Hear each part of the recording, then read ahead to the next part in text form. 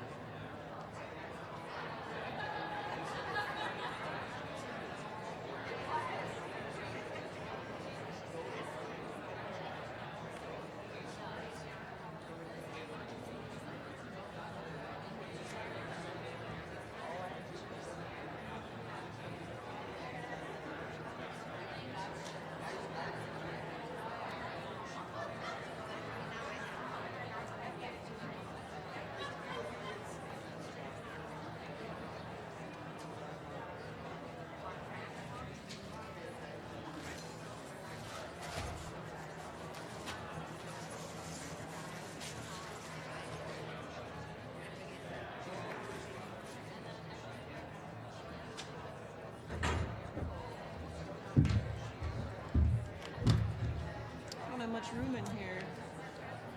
I don't know if I can do it. I don't see any room. I'm gonna do it.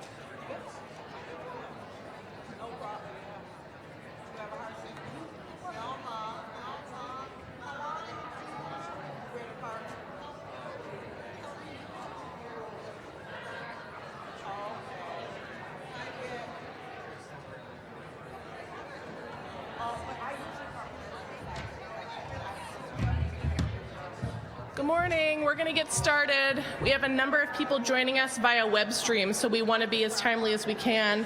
If you're here on site in the Twin Cities, go ahead and grab your seat with your coffee and we'll start. My name is Liz Snyder, and I'm the Director of Professional Education at the Center for Advanced Studies in Child Welfare, or as we're sometimes called, CASCW. And I'm very pleased to welcome you to our 17th Annual Child Welfare Conference. The center works through the School of Social Work at the University of Minnesota Twin Cities. We're going to begin this morning with a short video from our Executive Director.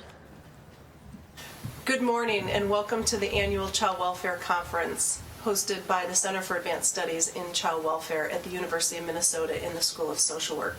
My name is Tracy Laliberty and I'm the Executive Director for the Center, and unfortunately am unable to be with you today as I'm traveling and working out of the country for the next 5 months in Australia. So greetings from down under. I wanted to give a brief welcome and introduce the topic for today's conference, which is child welfare reform. This is a topic that has taken front and center stage in Minnesota, but also in many jurisdictions across the country.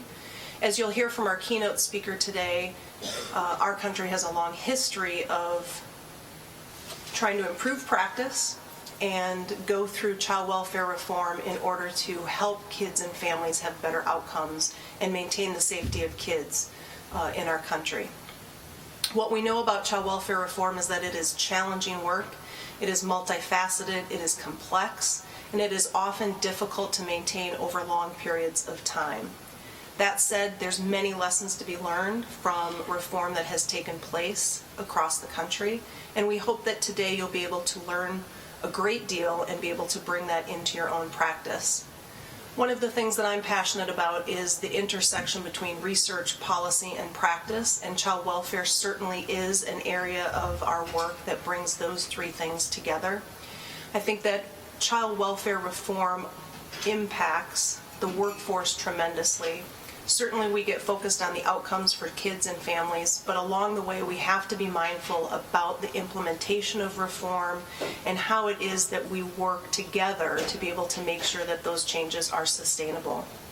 Again, I think you're in for a wonderful conference. We've lined up a number of exciting speakers and folks who have a great deal to share, and I'm excited to be able to watch the archive tapes myself, and I wish you the best of your morning. Thank you. All right, after Tracy's introduction, I'd just like to say before we begin that this conference is made possible by federal Title IV-E funds that come to us through the Minnesota Department of Human Services and also through the support of our college, the College of Education and Human Development at the University of Minnesota. We're grateful for that support that makes this conference possible. In addition to today's conference, we've published a new issue of CW 360 on child welfare reform. We have copies available here in Minneapolis, and for those of you that are joining us at remote sites or through web stream, this publication is available currently on our website as a PDF download. You can also download this for your reader, your Kindle, your Nook. So please see the CASCW website for details on how to download this publication onto your specific device. CW 360 is divided into 3 sections: overview, practice, and perspectives.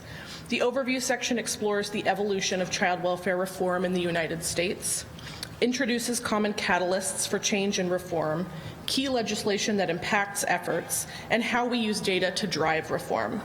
The practice section includes articles on evidence-informed, innovative, and promising practices for reforming systems. In the perspective section, we feature articles from a variety of child welfare stakeholders highlighting key experiences and lessons learned from child welfare professionals and individuals who have been involved in the child welfare system. We hope that this publication will serve to continue the dialogue related to child welfare reform.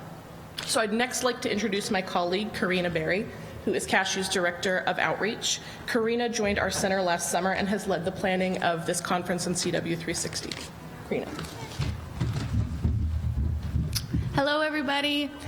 I'm going to run through our award recipients for 2016, as well as go over some logistics for the conference. So I would like to take a moment to acknowledge that in conjunction with this conference, the Center for Advanced Studies in Child Welfare awards its annual Child Welfare Leadership Award for our outstanding contributions to child welfare practice in the state of Minnesota, as well as our Minnesota Child Welfare Exemplary Service Award, which we award to frontline workers and supervisors in the field. In a year where Minnesota has experienced rapid reform in child protection and we explore ongoing reform efforts, these recipients have been champions of innovative child protection practices in Minnesota. The 2016 Child Welfare Leadership Award recipient has dedicated his career to positively transforming the child protection system in Minnesota, always striving to improve the safety and stability of vulnerable children and their families. Dan Kozalik has over 32 years of experience in the field of child welfare. 15 of those years, he served as the Child and Family Services Manager at Carver County. Could we give a round of applause to Dan Kozalik?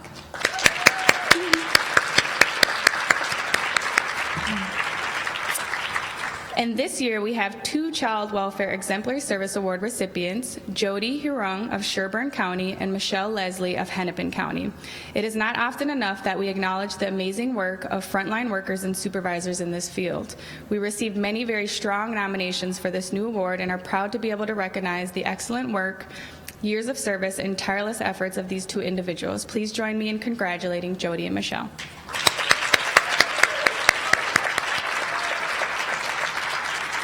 And you may have also noticed in your folders that there is another pullout with names of our honorable nominees that we received this year, and we wanted to acknowledge them as well. So before we begin the program, I have a few final logistical announcements. So I want to briefly review the conference materials in your packet today. You should have a social media handout you should have a social media handout, an agenda, and copies of the PowerPoint presentation slides from our speakers. We want to make sure this conference is an interactive experience for not only those of you who are joining us in person at the University of Minnesota, but also the nearly 100 plus people who are joining us via web stream from across the country. We encourage all of you to use your phones, laptops, tablets to engage with us throughout the conference today. Please refer to the handout titled Join Our Online Discussion. We encourage you to use Twitter, Facebook, and email to submit questions, comments, thoughts, suggestions, and even photos throughout the day. We have helpful tips on how to engage with us on Twitter and Facebook in that handout.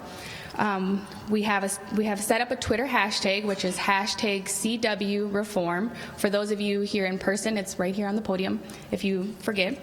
So please use that hashtag as you make any tweets or Facebook posts or post pictures so we can connect and see those comments and pictures later. Following each presentation this morning, we will have 10 to 15 minutes set aside for question and answers. We ask that folks participating on site be prompt in returning from the break that we will have earlier this afternoon so that our web stream viewers will not experience any additional delays.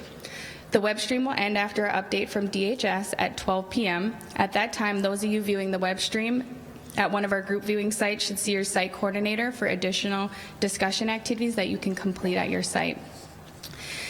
Evaluations and post-tests. So CEUs are offered for today's conference and will be available at the conclusion of the conference for on-site participants. Once you complete your evaluation and post-test form, we'll have staff going around and gathering those and handing out CEUs at the end. For remote group web stream sites and individual web streamers, you should have received a link prior to the conference giving you instructions where you can find the post-test and the evaluation. If you did not receive that link, send us an email now and we'll get that over to you. Let's see. And then also an archived video link to today's conference will be available on our website later this month, so keep an eye out if you'd like to save a copy of that. For on-site folks, just a reminder, the restrooms are located to the right, as well as the coffee and snacks. Please be courteous to our speakers and take a moment now to silence your electronic devices. And then finally, and most importantly, I would like to take a moment to thank our outreach staff here at CASCW for all the hard work in making this conference happen, ensuring you all leave with a new copy of the CW360. Thank you, Nora, Jennifer, Karen, Annie, and all of the other CASCW staff that have helped and make this happen. And with that, I would like to introduce our first speaker, Crystal Collins Camargo.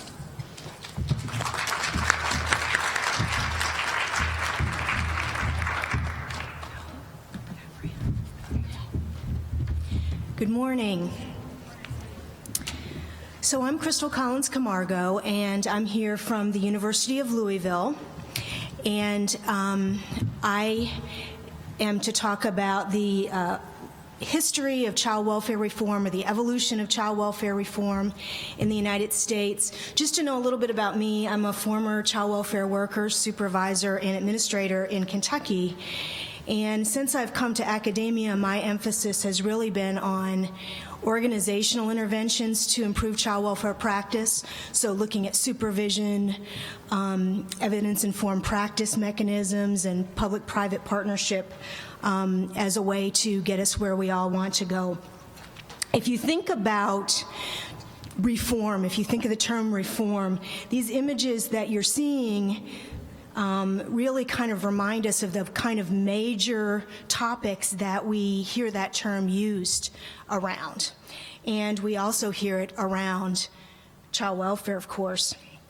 If you look up what the term reform means, according to Merriam-Webster, it's about change to get to an improved condition, to find a better method or course of action. So what does that mean to us? It implies that what our target for reform is something that we care enough about to really try to change. And we recognize that it's not where it needs to be. And our goal is to do a better job with it. So, child welfare as we know it, and when I use the term child welfare, I'm really thinking about not just what happens within the public agency, but also that broader child welfare system with the private agencies that serve our clients and that whole piece. Our roots are really in the private sector, and it was really 40 to 45 years ago that what we think of as the public child welfare system really came into play. And you know, when we, in the 1960s, started paying a lot of attention to child abuse and neglect, we finally had a federal statute passed in 1974 that started setting aside those standards they wanted states to meet, reporting laws, and some of those sorts of things. So we really are, if you think about it, compared to many other systems, we're really teenagers. And we, like teenagers, are going through all of those growing pains and emotional angst and trying to figure out who we are and who we should be. And I think we sometimes are a little too hard on ourselves for not getting it right yet, because this is really hard stuff that we're trying to do. So why do we want to reform child welfare? I think we realize, we as part of the child welfare system realize as much as any of our external, sometimes critics or even supporters, that we need to try to keep getting better and better for the better of our clients and the kids that we're trying to serve. So I don't think that the fact that we have been in a process, and Tracy mentioned this on her video earlier, we've been in a process of reform probably for the majority of those 40, 45 years. That's not necessarily a bad thing, because we just want to keep getting better to serve those kids. So where does that pressure that we feel come from? We feel pressure externally often, and that's where we see those kind of scandals that happen, something bad, a child dies in a family, someone's hurt in a foster home, one of those tragedies happen, and we get that sort of media attention that we hate to see. We hear push from our partners and stakeholders to do things differently, to do things better, and that's good. We want that. We want our partners to help us be accountable for doing better with each other. I don't know about here in Minnesota. In Kentucky, we are struggling with significant budget cuts again. This is often what happens when we have budget cuts. We have to reform the way that we do things, because we simply can't continue to have often those system supports. And then the other piece that we see so often is major decision makers in the state, governors, legislators, decide that we need to go in a different direction for us. And this kind of influence feels more like this, where it's really this pressure over our heads. But I really think that most of our history is about the internal drive toward reform that we as practitioners and managers have felt. We look at our outcomes and we know they're not where we want them to be. We would never want kids to come back into foster care. We don't want kids to get hurt again.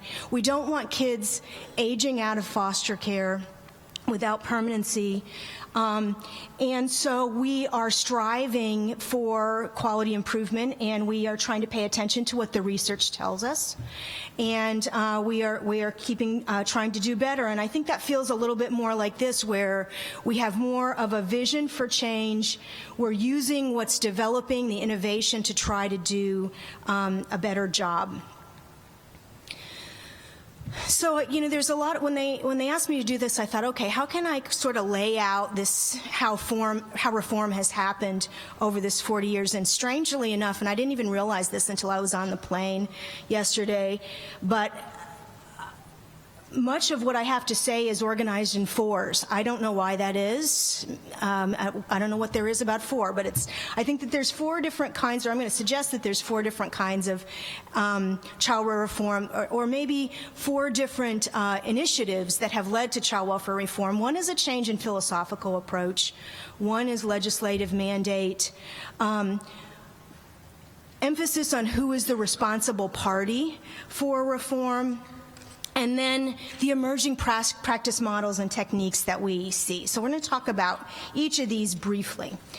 So historically, we have gone sort of back and forth between being a system that's focused on child saving to a system on family preserving, and we've gone back and forth about that.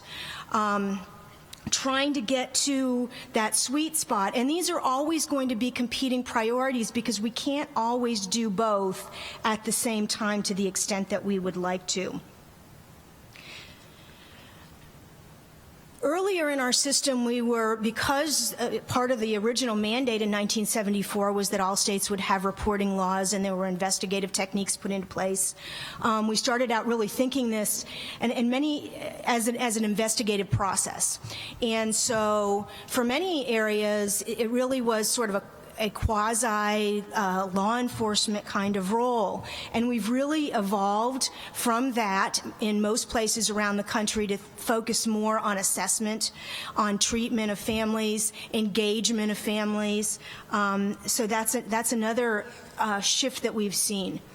Child welfare is a community responsibility. After we got all these public agencies established and everyone's laws were in place in terms of what the role of the public agency was. After a while, there was a recognition that we can't ask these public agencies to do this on their own. This is not they're not the only ones who have a role in this piece. So looking at informal supports, engaging atypical partners, I guess, in the work is another shift that we've seen. Safety, permanency, and well-being as goals that we are trying to strive for the child. We did safety for a long time. Permanency became much more of an emphasis in the 80s and into the 90s. And then we really were asked to step up and focus on well-being, which is something that's extremely complicated, and we need our partners to help us with that. And then finally, I think another philosophical shift that we've seen that's related to a couple of these others is the systems of care approach, where we're asked to be family-driven and youth-guided in our work and to have seamless service delivery with our other agencies in our communities. Legislative mandate has really reflected often these philosophical changes by seeing course corrections federally in terms of what we should be doing. So we often respond through legislation to what the current belief is in terms of where we are. So I've already talked about the Child Abuse Prevention and Treatment Act. We had the Indian Child Welfare Act when there was a recognition that we needed to be respecting the tribes and allowing them to take care of the needs of the children. The Adoption Assistance and Child Welfare Act came in to set in place some time frames for moving to permanency, judicial review. This idea of too many kids were in foster care for a long period of time. We were saving, if you use those, kind of quotations, we were saving those children and then they were getting stuck. The Multi-Ethnic Placement Act came in because we felt like, wow, we need to not allow some criteria like ethnicity to delay long-term permanency for kids. The Adoption Safe Families Act came back in because now we're moving back to safety. Safety is paramount, is one of the well-known quotes from that legislation. The Fostering Connections to Success and Increasing Adoption Act reminded us that we need to pay attention to these youth that are moving back out into the community when they become adults. They need to have connections to help them throughout their life. We need to pay attention to those older youth in foster care. And then most recently, in 2011, the Family Services Improvement and Innovation Act asked us to take a really close look at well-being, asked us to work more closely with behavioral health systems in order to serve kids better and focus on their socio-emotional well-being. So, what is on the horizon? We've had recent legislation looking at child trafficking, which is an area that we've had to begin looking at. We're looking at 4E reform. We are looking at changing, from a federal legislation standpoint, how we think about residential services. So those are things that sort of are out there, probably going to come to us again. Oops, I've done exactly what he told us not to do. Okay, so who's responsible for child welfare? One of the things that I've spent some time in my career is looking at, I tend to think about it as public-private partnership. I don't think the Child Welfare Agency on the public side does this alone, but we've had shifts back and forth in some states in terms of what is the role of the private sector. Some states have really outsourced, is a term that some states used, some core child welfare services to the private sector. Sometimes that involves performance-based contracting, pay for performance in the contracts that states have, so that's something that we've been looking at. Co-opetition is a kind of a funny term that's kind of pushing together competition and collaboration to recognize that there's this intense dynamic that goes on in the private sector that we have to be aware of in terms of how we all work together. The role of the community, I mentioned earlier the community-based child protection reform. This brought us to looking at neighborhood centers, differential response systems, and most recently we've been looking at collective impact. As opposed to just saying, Child Welfare Agency, how are you doing on your outcomes? Communities looking at outcomes together as a shared ownership, and how are we all working together to improve the lives of kids and families. And sometimes this feels a little bit like a hot potato. So I hope that at some point we can get to the point where we can recognize that there are a number of stakeholders that have a role in this that all stand together to do this work, which is more about just kind of engendering a nurturing approach to children and families. Practice techniques and models. This is something that we're never going to figure out, I don't think. We're always going to have to be looking at what are new ways to work with the families and children that we are serving. And sometimes I wonder when we see this, are we looking at, I can't really see, okay. I can't see your card, so, because of this. Okay, perfect. So is this new thing that we're talking about really the flavor of the month, or is this really a promising practice that makes a lot of difference? A few of those, I've listed up there some of the ones that we've seen over the past several years. Some of them have come and go. We've wondered, do we focus on risk or safety?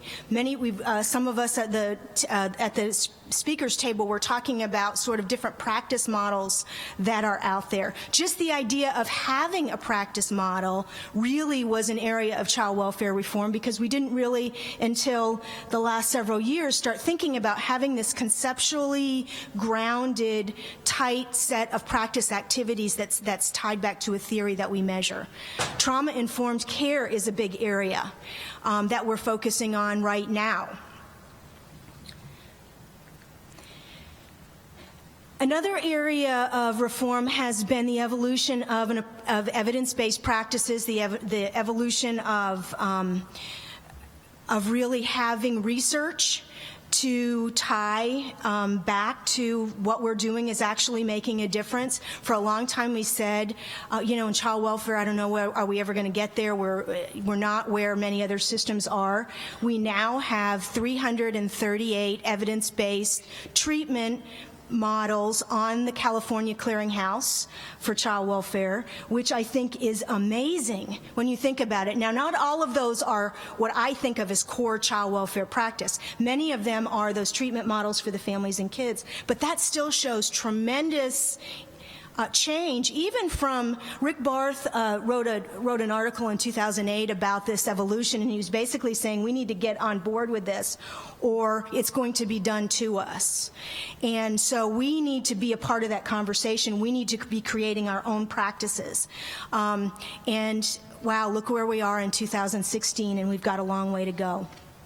Along with that, we've moved from an approach to quality assurance and compliance-based models to continuous quality improvement systems, and having our data systems provide workers all the way on the front line and supervisors as well as managers the kind of data to tell them how they're doing so that they can support their decisions. So after 40 years, what have we learned about reform? What are some of those lessons? Because as we've gone through this, all these things that we've been, and some of us in the room have lived through many of those, not me. But several of you probably are more new to the field, and you will see the same kind of evolution in different ways. So what have we learned? One of the things that I would suggest is that when our reform is driven by policymakers abruptly based on some sort of scandal and some sort of knee-jerk reaction, it usually isn't very successful. And this, when I mentioned earlier that I've done a lot of work on privatization and the role of the private sector, and when I directed a quality improvement center on that topic, I would frequently get a call from a state director or someone on their staff that would say, we've been mandated by our legislature to put performance-based contracting or privatization in place. What can you tell us? And I'm like, well, okay, so tell me about the mandate. We've got 3 months to privatize the investigative process, or we've got 3 months to move from or sometimes less than that, to a performance-based contracting model. And often those sort of mandates come to us, and we really can't do a good job if we don't take the time to work together with our partners and plan. And so often this picture kind of represents what we end up with when that sort of thing happens. A second lesson, I think, is that we need data-informed analysis of what the real problem is, what the solutions might be, and what our outcomes are. We so often in this field think we know what's causing the problem that we see.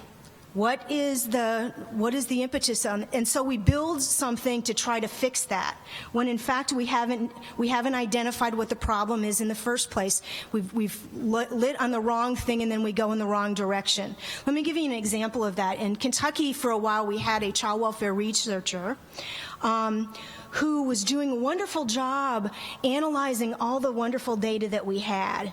And one of the things that we noticed is that our number of kids in out-of-home care was leaping off the page. We had a huge increase in the number of children in out-of-home care, and by the way, we're experiencing that again. I don't know about you all, but we're back up with our numbers. And so in the agency, we started having meetings about what we need to stop the flow of kids coming into care. We must be pulling too many kids into care. Must be workers are removing kids because of concerns about liability or whatever.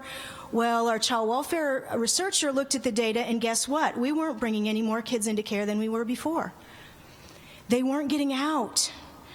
They were stuck in the system. They weren't moving to permanency. But the initiatives that they were talking about, and they were already sort of running down the road about how do we make better decisions at the front end, because there was a lack of clarity on what the real problem was. So we need to have that focus on what our real challenge is, so that we know what to do.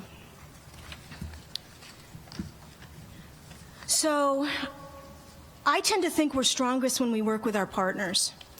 And so often when something bad happens, or when we are the subject of some sort of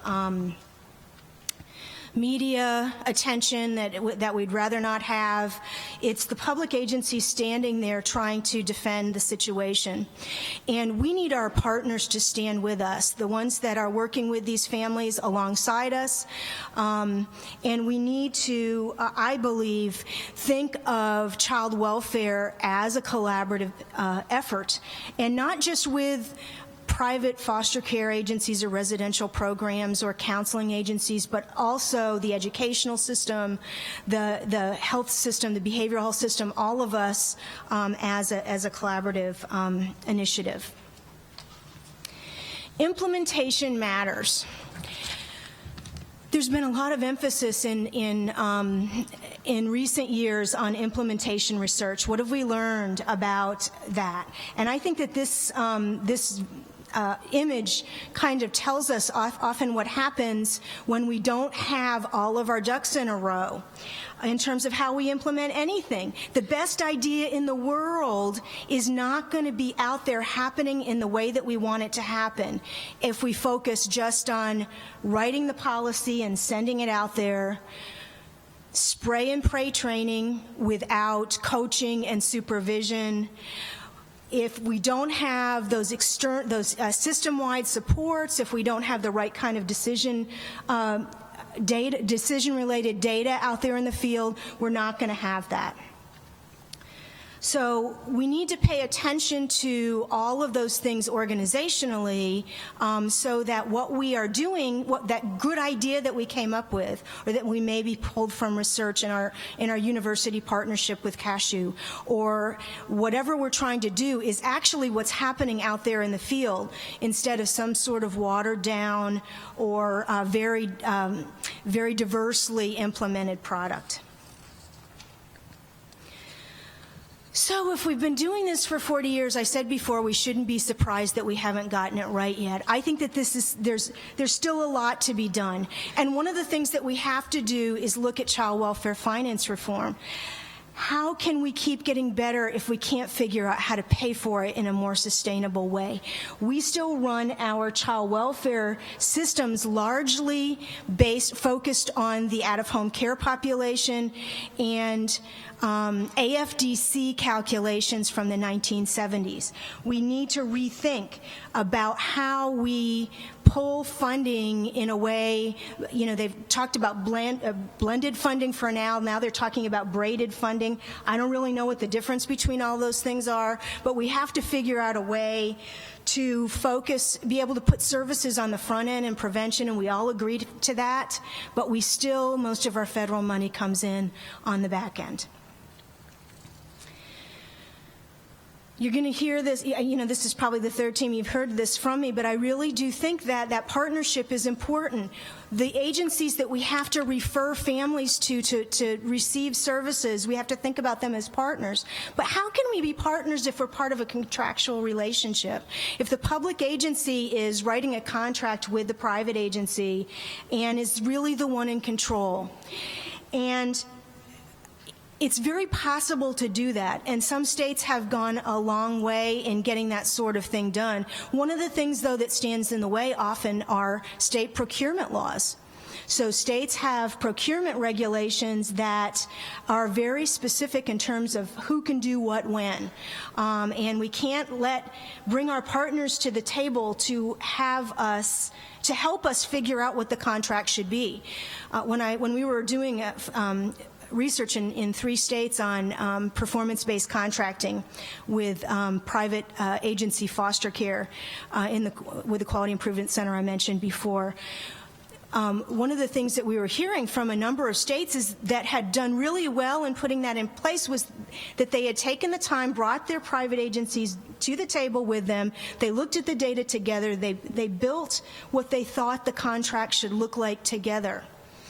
And so we had this big forum, and we brought states in, and we shared that. And then I happened to be at a CWLA conference a month or so later, and the director of the DC Child Welfare Agency came up to me, and she's like, "I am so glad to meet you in person. I am so angry with what you told our people." When they went to that forum, we can't bring the private agencies to the table with us when we're talking about what to contract. We don't do things that we will tell them. This is not the current agency director, by the way, but we'll tell them what they're going to do for us, and they can apply or not apply. And it was just this very different sort of way of thinking about things that I think we need to challenge. I mentioned before co-opetition.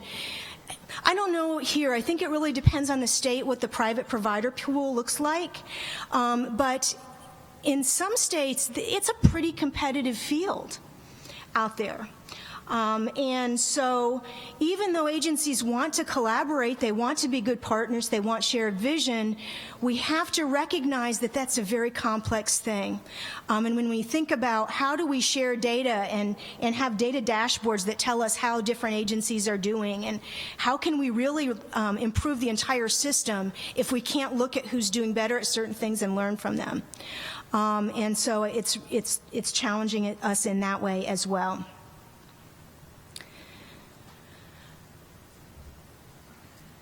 We still are nowhere near where we need to be in terms of our data systems. I think in Kentucky, I don't know about in Minnesota, in Kentucky we have a tremendous amount of data in our child welfare system. Most of it sits there in the server or in the cloud. I don't know where it is right now, but it's out there. And we have not used that data as a tool to really help us. I mentioned earlier that we had a child welfare researcher. We actually had a team. We had a unit that looked at that data and helped inform the field. That doesn't exist anymore. We have one person who is responsible for all of the data reports, all the general data reports that go out every month in the state, not doing the kind of analysis that we need to really understand what's working with our kids, and what are the kinds of treatment that we need to have available. I'm currently have a Children's Bureau grant where we are focused on the putting into place universal screening for behavioral health and trauma when kids come into care, and then referring as appropriate to behavioral health for a functional assessment using a standardized tool.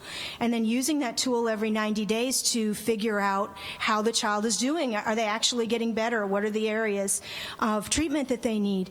And the idea of doing all that on the front line made really good sense to my partners in the Public Child Welfare Agency and in the behavioral health system, and they wrote the grant with me. It's a collaborative process. But what I'm really struggling with at this point is the understanding that we need that data regarding how the child's screening comes out, that functional assessment data, how the child's doing all those domains, married to our SACWA system, to our child welfare data system, so we can figure out what works with certain kinds of kids, what kind of treatment should we be building capacity to do out in the field. And the other thing, I don't know about here if you have, well, in fact, actually last night at dinner we were talking about a product here that would be marrying the data from the child welfare system to other, what is it called, Liz? It's it doesn't matter. You've got to, so MinWorks or something like that, data systems. Okay, so we are nowhere near that. We talk about doing it all the time, having the education systems data available to the child welfare system, having behavioral health data, having Medicaid data, all married. We are nowhere near that, although we keep talking about it. And we actually now have legislation that says in terms of our juvenile justice system, we are supposed to be doing that. And we're not there yet. So figuring out how we can get there, I think, is an important consideration. And one of the things that we struggle with, at least in our state, is how do we overcome our concerns about confidentiality? How do we deal with HIPAA regulations? HIPAA has been, and I'm not saying it's a bad idea. There's many important reasons why we have regulations like HIPAA, but it has been used to put a lot of barriers in place. And so overcoming that in a way that we can share the kind of information we need on how kids are doing, I think is where we need to be in child welfare if we really want to look at collective impact and systems of care. So when Tracy Lalaberty called me in, I guess it was November, and asked me would I come and do this, at the time, like I always do, I said, sure, yeah, I can do that. Yeah, no problem. And then when I got to thinking about what am I going to actually say about the evolution of child welfare reform, I don't want this to be a boring history lesson. So I do what a lot of academics do when they're trying to get good ideas. I Googled reform. I Googled child welfare reform. I'm looking at different ideas. And interestingly enough, I found this article from the Wall Street Journal on lessons from 40 years of educational reform. And that 40 jumped out because I thought, well, isn't that fascinating? Because we're about in the same time frame. And in this was an opinion piece, a commentary. They had several different recommendations based on what they've learned in education reform. And I think each of these has a translation for child welfare. The first one was set high standards for our kids, supported by a rigorous curriculum. So in child welfare, we know the same thing. We need to have clearly identified outcomes for kids and families and strong practice models designed to achieve them that are evolving as we learn from our data. Number 2, improve the quality of teaching in the classroom and better compensate our teachers. We need to have effective child welfare practice that is supported by a qualified, competent, and appropriately compensated workforce. And I think going along with that, we need to find ways that are reasonable and flexible to fund these systems where they need to be. Measuring student and teacher performance on a systematic basis supported by tests and assessments. We've talked about this already this morning. I don't need to say that too much. But I think we need, one thing that I would say is I think we need to look at not only child and family outcomes, but we need to look at performance on the worker, unit, and organizational level and have those sorts of things. With evaluation and practice research, so it fits very well with what we've talked about. This last one was harder to make a fit. Time on task for students, this means more time in the school each day and a longer school year. The last thing I wanted to do was come to Minnesota and tell child welfare workers they need to work more, they need to be working harder, they need to have a longer work day. I did this work, I know that you are already working very long hours. But I think for us it may be redirecting our focus on collective impact and having an all hands on deck approach to this, really recognizing the contribution that everybody plays in this in collaborative partnership. So that's what I have. One more thing. I thought the last thing I wanted to mention is it struck me, you remember this whole Maslow's hierarchy of needs? I think in child welfare we're moving up the hierarchy. We got the physical stuff down. I think we do a pretty good job with child safety, and we're doing better and better with permanency. That love and belonging piece is what permanency is about. Esteem to me equates to this whole child and family well-being piece that we're trying to figure out how can we do and what's fair to ask.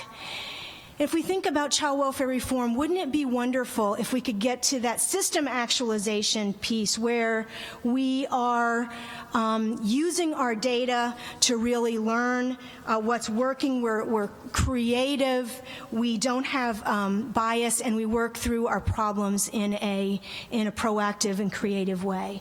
And that's all I have, and I'm just ready for any questions you might have. Any questions in the room or out there in the remote areas?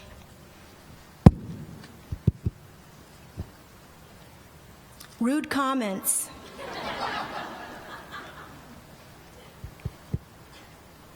Anything? Yes. I think there's a mic coming to you, sir. So I agree that getting the data and figuring out what it means is really important, but how do you do that when they don't fund that kind of research within the agencies? I think that that's a huge challenge because we were talking a little bit before that certain things tend to go when budgets are tight, and it tends to be data, it tends to be training, it tends to be QA.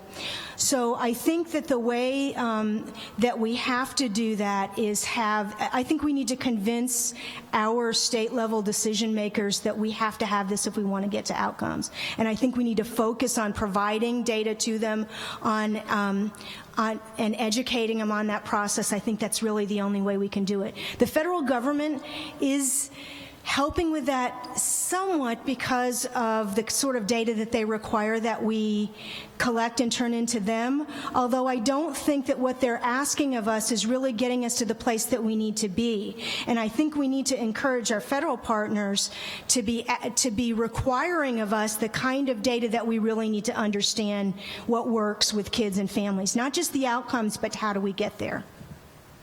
Thank you for that question. It's a very good one. Other comments over here in the back. One aspect of the use of data is, I think, the recognition by the leadership on what it is and how to use it. Can you make a comment on the leadership of social work or social service? Well, I don't know very much about your leadership here in Minnesota right now, but I think one of the challenges that we have in child welfare, and I've have the privilege of doing a little bit of work with folks in Canada on their child welfare system back when I was doing some stuff on supervision.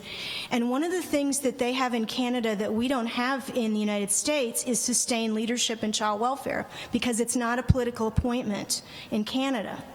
So you can have, if you can get the right people in the same seat, they stay and they can move forward with initiatives. I think the challenge that we see in child welfare, at least in most states, there's not a very long tenure for child welfare leaders. And we were talking this morning that every time a new leader comes to the table, they need to put their footprint on what's happening. They have their own priorities, and so it's really hard to keep that ship moving.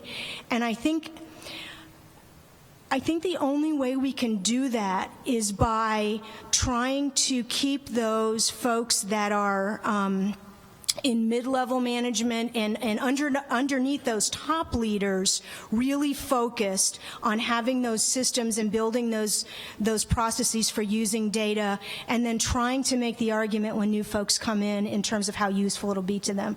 You are absolutely right. It's a huge challenge for us with changes. Yes, right here in the middle.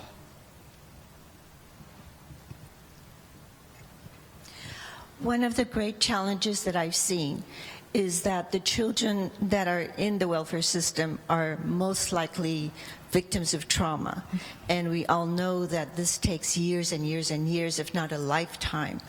And yet, political systems, financial systems seem to be very short-term based. Can you comment on this? And how to reform that?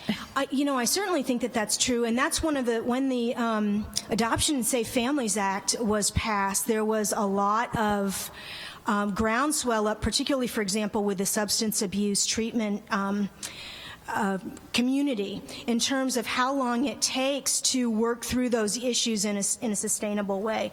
And the same thing, I think, is absolutely true for dealing with trauma. I think the only way that we can be effective, I don't think we're going to necessarily be able to speed that up. We can't give kids a pill to get over what they've been through. We have to take the time to work through those things with them. And so I feel like we just have to use our partners in behavioral health, in other communities, to help us tell that story and have sustained treatment out there. But I do think that the idea of what I mentioned, what we are doing in Kentucky, we're not alone in this. There are about 20 states that have these federal grants to use functional assessment and screening for those things early on. I think that that's a really important step forward. I don't know here, but oftentimes when kids came into foster care, we wouldn't necessarily refer them for an assessment of trauma early on unless their behavior was screaming that I need that, and it would often escalate, or we'd have a placement disruption before we'd get there. And so I think having systems that help us make those assessments in a objective way and then measuring progress over time will help us document. So often, one of the things when we were doing our needs assessment in our behavioral health system for that project, what we found is the behavioral health agencies across the state, nobody was using the same kind of assessment. Almost nobody was using standardized instruments for that. It's kind of this sort of, like in social work, this kind of vague sort of assessment that we do. And so we had really no way of really nailing how the child was doing and where the improvement was. So I think moving forward with a more standard way is one way. It's a good question. Yes, here in the middle.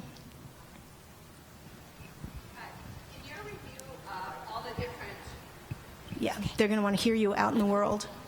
In your review of all the different child welfare reform efforts, one of the things that I didn't hear addressed was the issue of racial disparities. That's an excellent one, yes. And too often when we go down this path of child welfare reform, we actually reinforce the disparities. We tend to reinforce the kinds of actions, et cetera, that have created the existing disparities. So what has been happening within the realm of child welfare reform to address and reduce those racial disparities? You know, I think the first step in any sort of reform piece is for us to recognize that this is an issue, and you're absolutely right, that is one. I just don't know that we've actually, I'm not aware of major reform efforts that have really made a systemic change in that area. I think that's where we're going to have to go. We've recognized that it's a challenge in some states more than others. And I think that's the first step. I do think that some states have moved forward in really looking at their data in such a way to try to figure out what might be happening there, pinpointing where does the problem exist, what's contributing to it, and then having some sort of reform. That isn't particularly an area that I've studied, but I think it's something that we need to keep an eye on, and I think it's a very good point.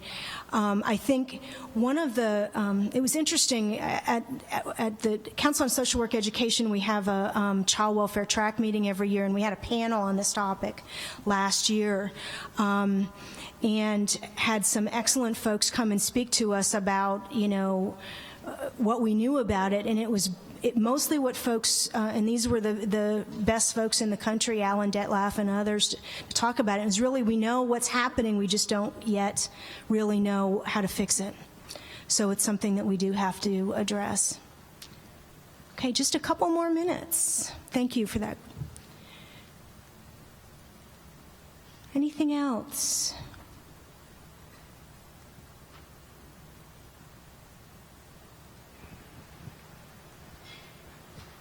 Okay, well, thank you. You've been a wonderful, attentive audience. I appreciate the invitation.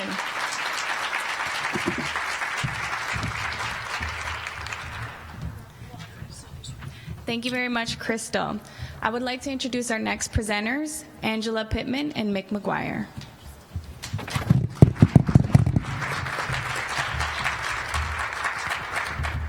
I hope the mic's working. Is it?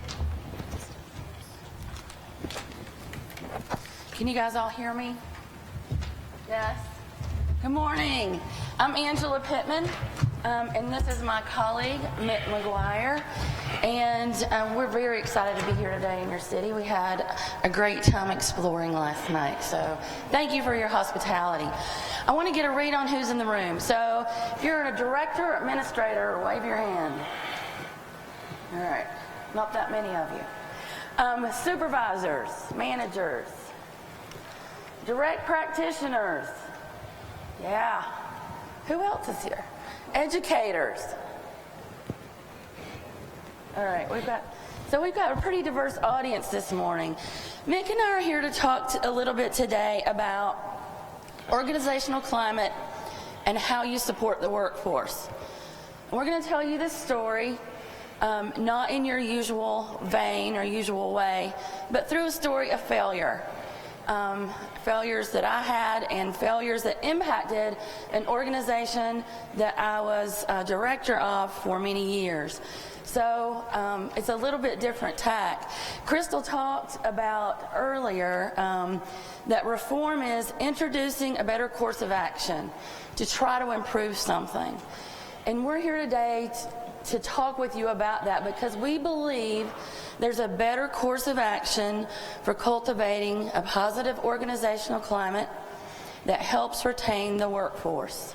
We all know that nationally, in child welfare, we have an epidemic of child welfare turnover and even recruiting people to come into this profession because the work is so very difficult. It's gotten more complex. And in fact, what it does is it impacts many of us personally, right? It's really hard to balance the stuff you see every single day. Go home, take care of yourself and your family.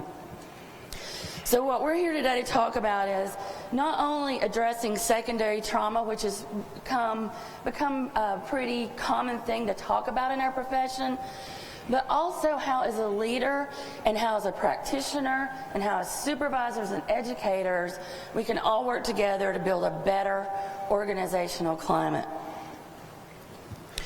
So,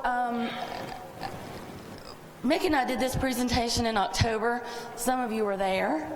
And for me, it was a catalyst. It was the first time I told a story where I epically failed and did everything wrong. And I'm going to share with you, my story has a little bit of a different ending now. I am no longer with Buncombe County. And I'm not telling you that supervisors and managers don't start, throwing things at me. I'm telling all of you this so that you can do better, right? I was in this work for a very long time and didn't know a lot about secondary trauma. So therefore, I was trying to take care of everyone else that I was responsible for in my organization, but I left myself out. And it took its toll. And I think I realized it that day on the stage at Signs of Safety. So I say that to you in hopes that you will listen today with that ear. And if you take nothing else from this presentation today, I think what I would love for you to take back is you have to take care of yourselves first, your family, you, your friends, so that you can then continue to do your best work. So we're here to talk about today how organizations can support that, how leaders can support that, how anyone within an organization can contribute to supporting that. I totally got off script already. All right. So I began my career as a baby social worker at Buncombe County Health and Human Services, and had done every role there, left and came back, and wanted to come in and make sure I was established and that the staff knew I meant business and that we were going to meet all the outcomes and we were going to do it perfectly and be innovative and be great. And so I came in with that attitude, which in retrospect was not the best one. And in my first year there, we had a child fatality. And for many reasons, that's one of the most difficult things that happened in my career. But it reverberated through the organization for almost a decade around establishing a culture of fear, of making a mistake, which we know in this work, there's no formula for child protection. And so I came in, I was looking at people's performance, people ended up leaving the organization, and then we had this child fatality. So this was, you could kind of write this child fatality. It was an infant. An unrelated caretaker was involved in the homicide of this child. There were mental health issues, substance abuse issues. The alleged perpetrator was underemployed and had actually been a part of the system himself. And so it was very difficult, and This spoke to my own issues around secondary trauma. I was actually at the hospital with the supervisor in charge of that case when the child died. And that's something I never addressed as an administrator. You know, not only does this work impact direct practitioners, it impacts all of us because we're all a part of this system.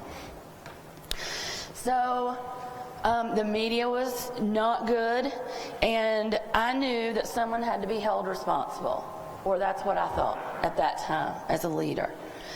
And so I took a course of action that many years later, as I said, reverberated through our organization. So we immediately put the folks that were involved on administrative leave, and in fact, that was such a great idea in my head. We decided to establish a policy about that. I brought a group of supervisors that had been involved into a room to analyze this case. What did we do wrong? I didn't even focus on strengths, but what did we do wrong? What could we have done better to prevent this? The media was relentless, and no comment. We didn't comment. And in fact, our statute in North Carolina allows for some facts to be released when there's a child fatality. I'm sure that's common here. And we developed something to send out to the media, and we didn't tell our staff about it. So our staff read about it in the newspaper instead of me communicating with them. So as you can imagine, the pendulum began to swing. Talk about an increase in foster care that happened. And so not only were the staff traumatized within our organization, but families were being traumatized by our practice, by reactive practice that we've talked about. So at that time, and that was around 2007, our turnover rate was through the roof. It was 39%. And I was really scratching my head going, why's that? What's the problem? Why's everybody leaving? So I knew in my gut, because I had been a social worker, that I had completely missed the leadership boat. This is not what a leader is about, right? A leader is about listening to their staff. A leader is about establishing an organization that has a philosophy of continuous quality improvement, not blame. A leader is about asking questions that helps improve things. And so I realized that I was on the wrong path, and I was leading my part of the organization down the wrong path. And in 2011, we brought in practice model signs of safety. And in fact, many years later, and Mick will talk about this, Andrew Turnell, Monroe, and Murphy wrote an article about how to lead through a child fatality called Soft is Hardest. And what I realized is, as a leader, I had let go of all those innate soft skills that you need in order to truly collaborate with professionals around how to improve the system. And so in 2011, we brought in Signs of Safety, and we began to align the leadership model with the practice model we wanted with families. Mick's going to talk about a little bit from his perspective about how all that played out. All right. Thank you. It's an honor and a privilege for me to be here today and to share the stage with Angie, because she's had such a huge impact on my work and career. And I have to honor Dan Kozalik, because he's been a friend and mentor to me for 4 or 5 years as well, from 15 states away. So I just want to say thank you to Dan. So I came into Buncombe County in 2010, and I'd been in a small rural county, and we did things to people. We took their kids, we told them what to do, we had done things in a very different way. And I came into Buncombe County, it was so refreshing to have a new perspective, a new opportunity to really look at how do we work with families. And I was hooked by this notion of collaboration and working with families and doing things differently. I was an investigator, and yet I had a default, like many folks do, and that was to figure things out. I was the investigator you didn't want, because I was going to figure it all out. I was going to figure out everything, and I was going to make it real clear that what you'd done was wrong. I had a real turning point in 2012 as a supervisor when I was doing just that, and I was trying to collaborate, but a survivor of DV had violated a safety plan and allowed the perpetrator around the kids, and she was lying about it, and I broke her down. And she told me the truth. Pretty cool, huh? Except for she then looked at me and said I made her feel like her perpetrator. And that was something that, you know, has reverberated with me ever since. And so I knew I had to do something different. I knew I had to think about this work in a different way. And I knew that I had to ask questions instead of doing things to people, really do things with. And I realized that with Angie at the helm and as our leader, that we had a unique opportunity to do things different. And so I guess I'm supposed to click slides. So. Oh, yes. I didn't do that either. So I really started thinking about leadership and thinking about how does that look within an organization. And I began to challenge Angie and to challenge myself to do things differently and ask questions and really have the staff inform what's going well. And so this is a neat representation of what I think it used to be like in Buncombe County. And then if you'll see there now, what we're really striving for is to be part of the group and have practitioners and workers and supervisors really lead the charge. And I think Angie's embodied that, and I think that our leadership within our organization has embodied that. And so this is a quick timeline. I'm not going to spend much time here, but in 2012, at the same time I realized that I was doing things to people, we started to build what's called a resilient workforce. We really started to look at not only aligning our practice model, but having our workforce really be the catalyst behind what works and what we're going to do as an organization. And that aligned really well with our leadership. And so really starting to challenge ourselves as leaders within our organization. And I had the opportunity to move throughout the organization to do things differently. And one of the things that stands out to me about signs of safety, and I'm not really here to talk about signs of safety, but one of the things that stands out is learning what the social worker wants. That's parallel to learning what the family wants. Right? And instead of doing things to, we ask the question, what is it you'd like to accomplish from this? And when we can create a shared vision around safety, which 99.9% of the times we can do, we're cooking. We can start moving and make progress with these families. And so all of a sudden the shift started happening around what is the problem and what are we going to react to what is working 90% of the time. We're only planning for 5 to 10%. So what's already worked? And let's figure out how to do more of it. And within our organization, what's working for the workforce? What's working for the social worker? And how do we dig into that and learn more from that so we can do more of it, right? It's a pretty simple notion, and yet it's much more challenging than it sounds. So again, trying to be vulnerable and recognize my own failings, I started to challenge Angie, which was a little intimidating. She'd been our director, but I started to challenge the way we were doing business as an organization. And I wrote her for, it must have taken at least a year. It took quite some time to ask one He's question. relentless. One question within our large division with 120 social workers. I said, just ask them what's working. And she bucked it and said no and no and no and no. And finally, I don't know what I did. I persevered, but she said, I'll do it. So she goes to the meeting, and she said, I'm going to do something different today. I'm going to ask a question. I want to hear from you guys. And she asked the question, I want to hear from you guys what's working well. And it was, a room kind of like this, and everybody starts looking around like, what the hell is going on here?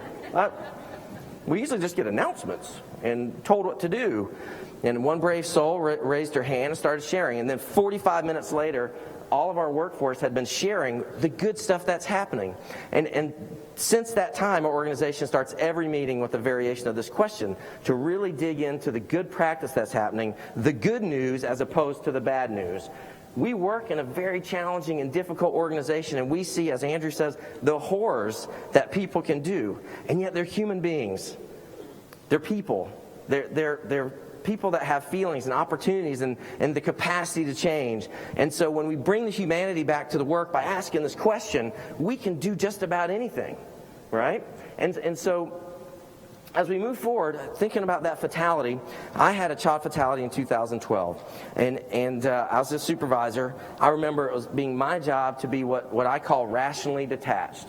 Use rational detachment to sift through all this stuff and make sure it gets done. And I remember feeling this great sense of having to protect my staff from the emotion. So I took a lot of that on, and I went and saw the dead child, and I saw the photographs from the state troopers, and I protected my staff person because I didn't want it to impact her, not knowing how it impacted me. I had a steel, facade outside of myself, and I remember feeling like, gosh, a baby died, and I don't feel a thing. And that's kind of scary when you're in child welfare, right? And it was a scary feeling for me. And so I was like, gosh, am I doing the right thing? I really need to continue this journey, learning from the vulnerability of being told I acted like a perpetrator to understanding that I'm not having feelings about the death of a beautiful 18-month-old. I've got to do something different. And so again, pushing myself to think about how do we do this differently? And so this is a representation of the reality of child welfare is we don't have a crystal ball. We don't know what's going to happen, but our job is to create the best possible opportunity for people to be successful. And to do that, we have to lead in a way that's not accusatory, that's not going to make people lose their jobs and want to quit the organization. And so thinking about that, in 2015, we had a child fatality. Or child death, that again I supervised. And I remember the response being considerably different. She used that article from Monroe, Turnell, and Murphy as a guide, and it was a horrific fatality. I had the investigative portion about 4 months before the child was killed. Case had been open and in-home for our ongoing services for about 13 months, and we staffed this case backwards and forwards and backwards and forwards. And what we realized was really behaviors hadn't changed, but nothing new had happened. So as an organization, we chose to close our case because it had been open for so long without behavioral change. And 4 months later, 4-year-old was killed by her paramour. And it was all over the media and all over the news, and it was a pretty big deal. And again, through reflection and through leadership, we took the opportunity in this situation, as opposed to be accusatory, to really look at the situation and look at things in a different way. And so that was much better for the staff. There were supports put in place for the staff. There was hugs and love and crying and tears, and all of a sudden I had the opportunity to feel again. I had the opportunity to cry, and I hadn't cried in a long time, and I was able to bring it back to like, what is at the core of what we're trying to accomplish here?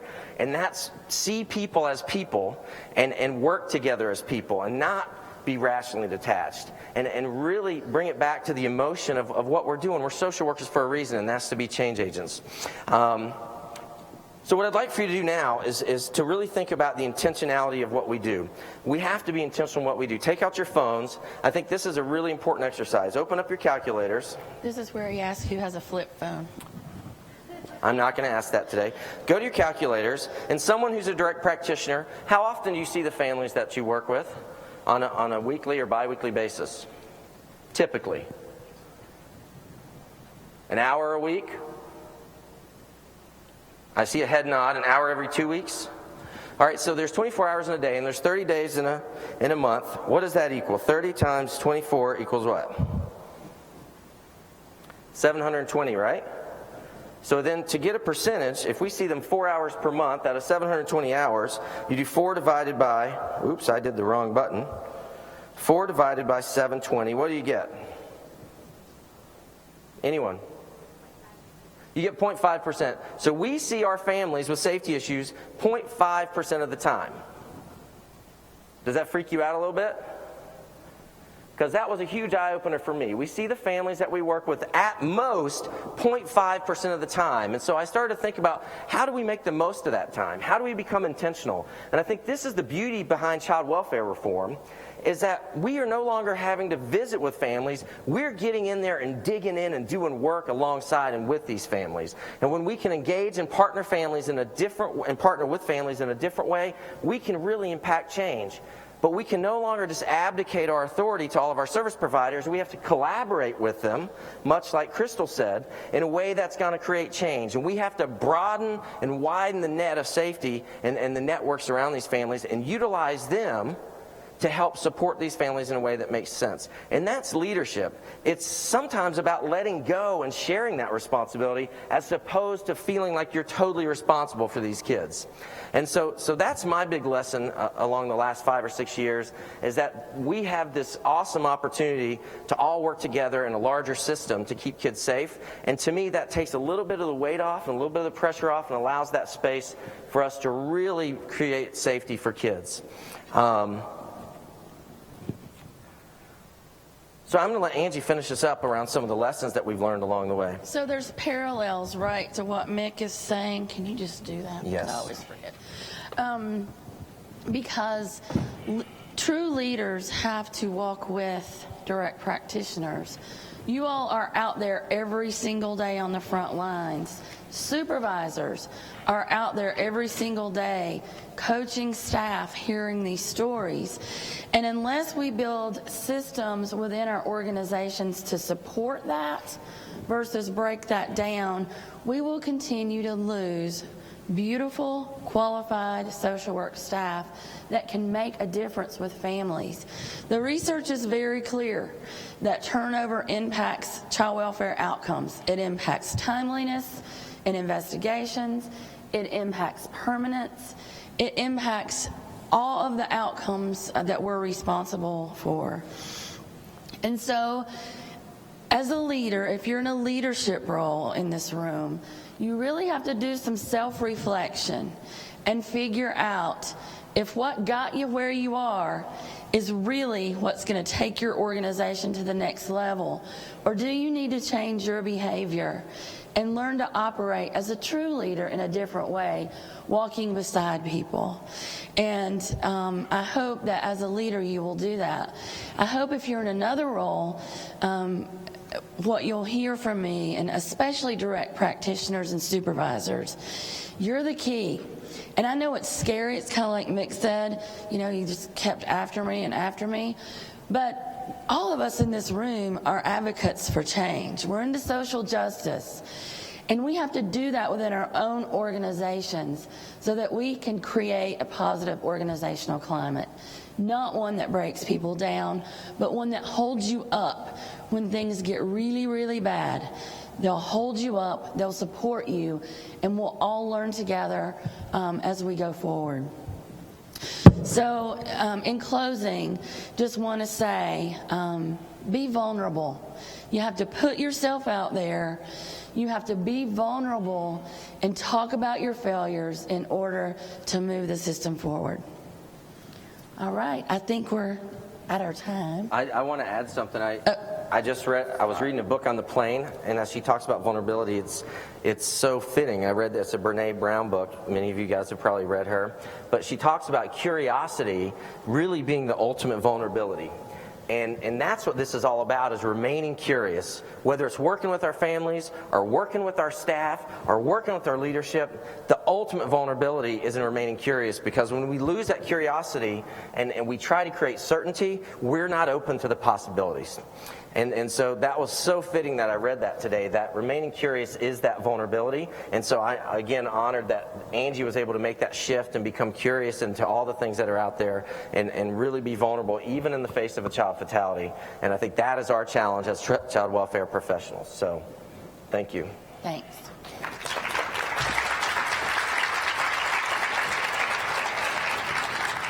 I guess we're supposed to answer questions. Yes, sir, in the back.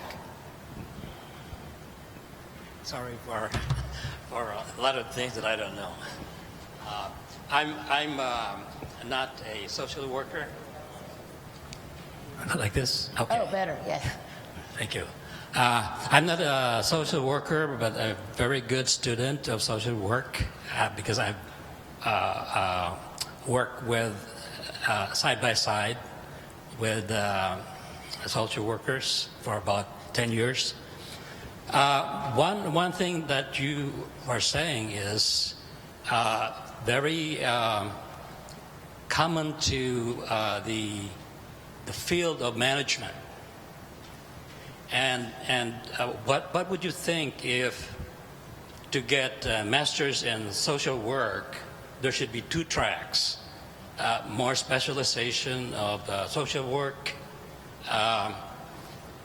knowledge, and the other would be management track, which would include organizational skills and leadership and what you essentially talked about.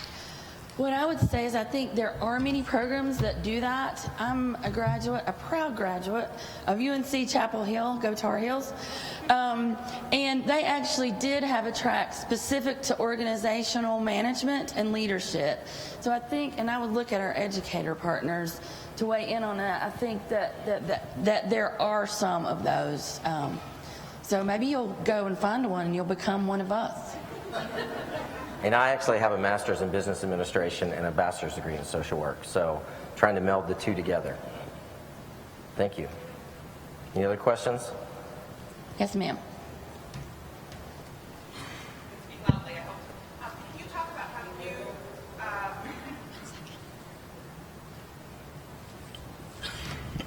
Can you talk a little bit about how you, Angela, managed up to your leadership to get support for your shifted approach? Because I'm thinking that, you know, everyone has a boss, and Right. so trying to change organizational culture sometimes has that pressure coming down from above.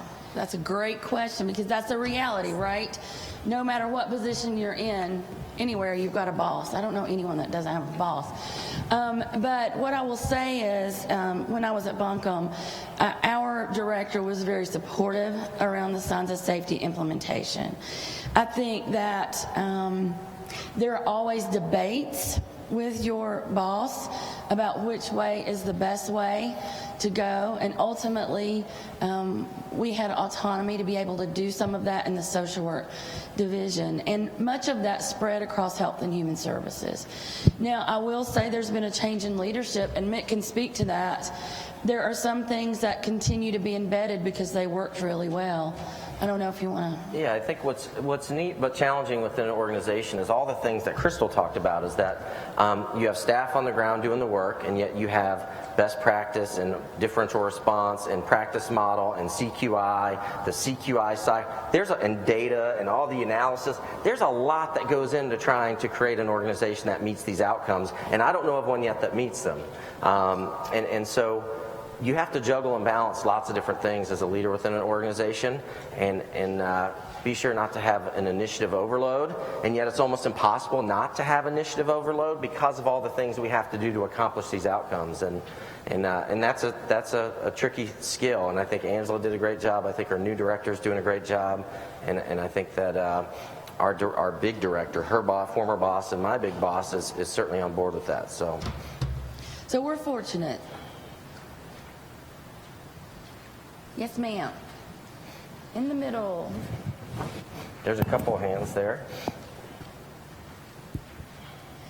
Hello. I was just going to ask if you could speak to, I'm in leadership. I'm a supervisor, a clinical supervisor, and I've also worked in the public and private arenas.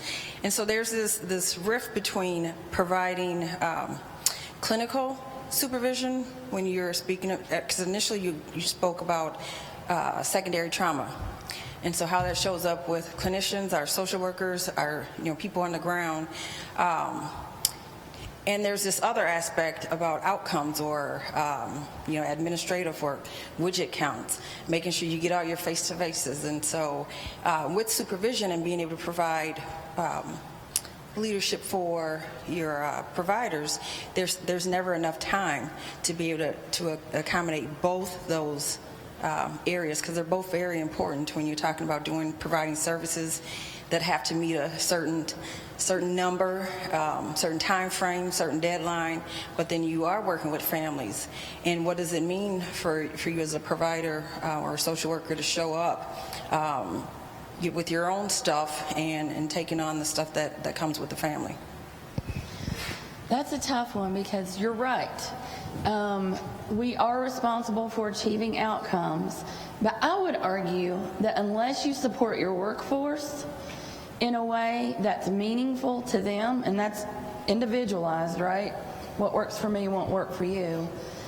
You're not going to meet your outcomes. That's what I believe. I believe until you invest in a model that really supports organizational resiliency and supports that direct practitioner that is the most essential asset to this work, the most essential asset, will not get there. So I think that's where we as professionals have to advocate for supervisor ratios and really look at the time that it takes to invest in doing this work in a new way. We all know we're not where we need to be in meeting child welfare performance measures as a nation. So we've got to figure out how to make people pay attention to that, right? I'm seeing 2 thumbs up in the back.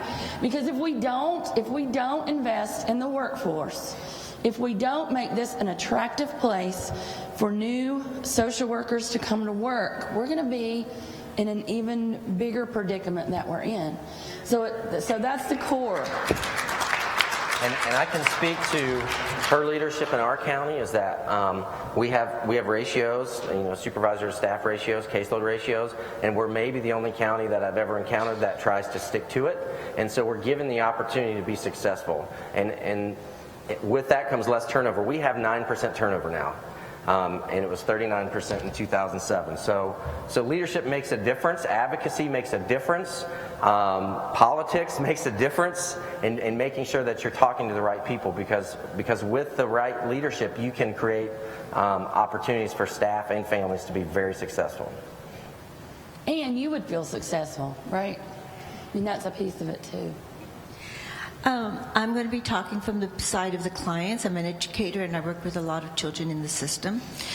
And one of the big conflicts I see is around mandatory reporting. You talked about how families and children and other people that you're trying to deal with are not honest with you.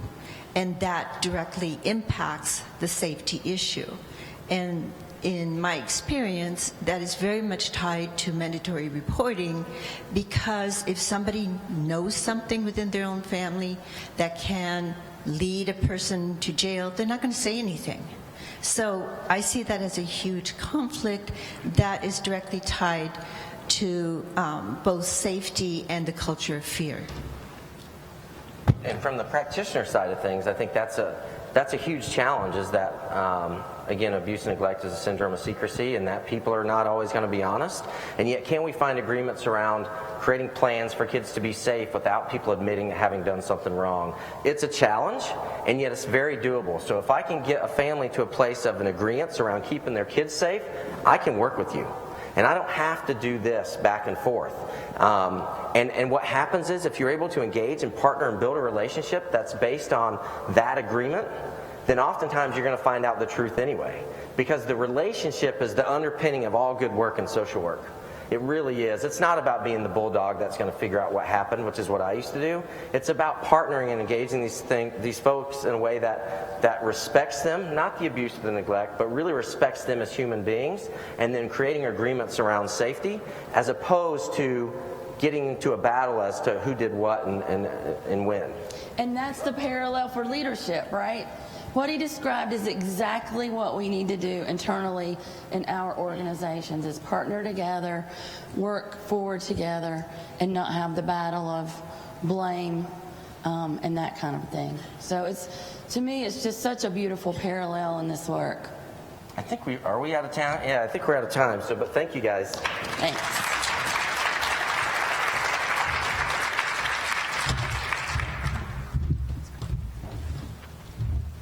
Thank you, Angie and Mick. I would like to introduce our next presenter, Teresa Tenuri.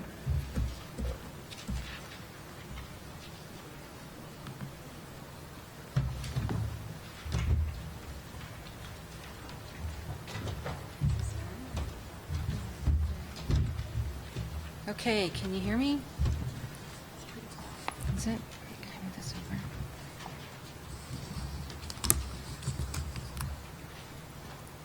I have to find the on button. Can you hear me? Oh, it is on. Oh, great. Well, hello, Minnesota. I live in Seattle, and it's a delight to be here today. I want to start by thanking the CASCW staff, Karina, Jennifer, Liz, and all of the work that they did in setting this up. This is a fantastic venue, beautiful site, and great turnout, so thank you very much. I was able to spend yesterday with Tracy Kudo at the Department of Human Services and all of her staff, so a good thank you to them for their hospitality yesterday. Spending time with them, I was able to learn a lot about the opportunities that are before you with the current recommendations from the Governor's Task Force on Child Protection, specifically around training, which I'm going to talk about today. A little bit about me first. That's right. I'm actually, I can say this year I'm celebrating 35 years in child welfare, which is an amazing number, 35 years. So, I've worked in public child welfare. I've worked alongside public child welfare and at the university settings and nonprofit agencies, but the bulk of those years have been in public child welfare. Started with as a direct line worker and moved all the way up to a statewide director up in Alaska. So I know the work very well. Currently, I'm with University of Washington School of Social Work, and I'm developing a career ladder, working on a career ladder starting at the bachelor's level into public child welfare for the social work students. Let's see. Today I'm going to talk about a training partnership that I have been involved with for the last 5 years in the state of Washington. It's one experience. It's everybody has an experience about training, but this is the kind of a unique setting because it's 5 years into it, which is somewhat fresh. So I'm going to talk about that. I'm going to talk about, let me get the,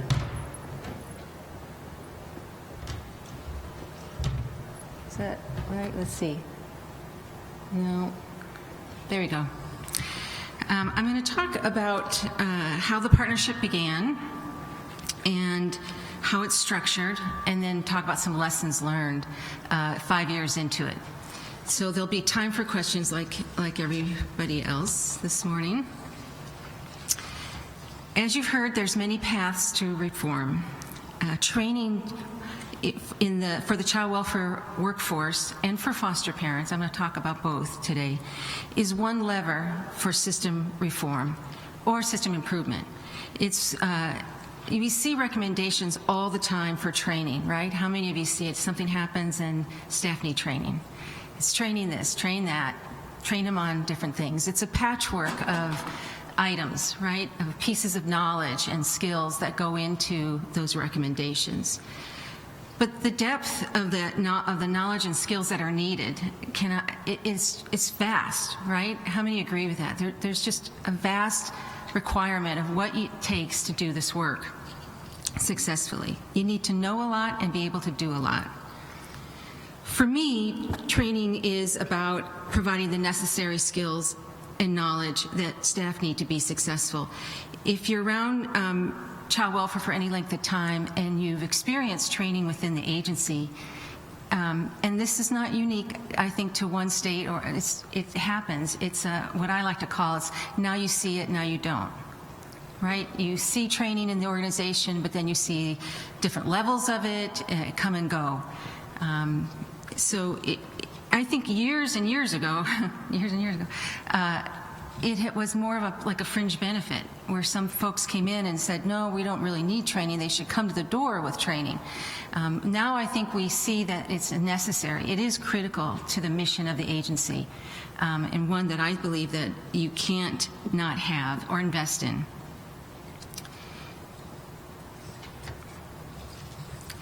The partnerships with universities have been around for a long time, and that's kind of a real benefit, I think.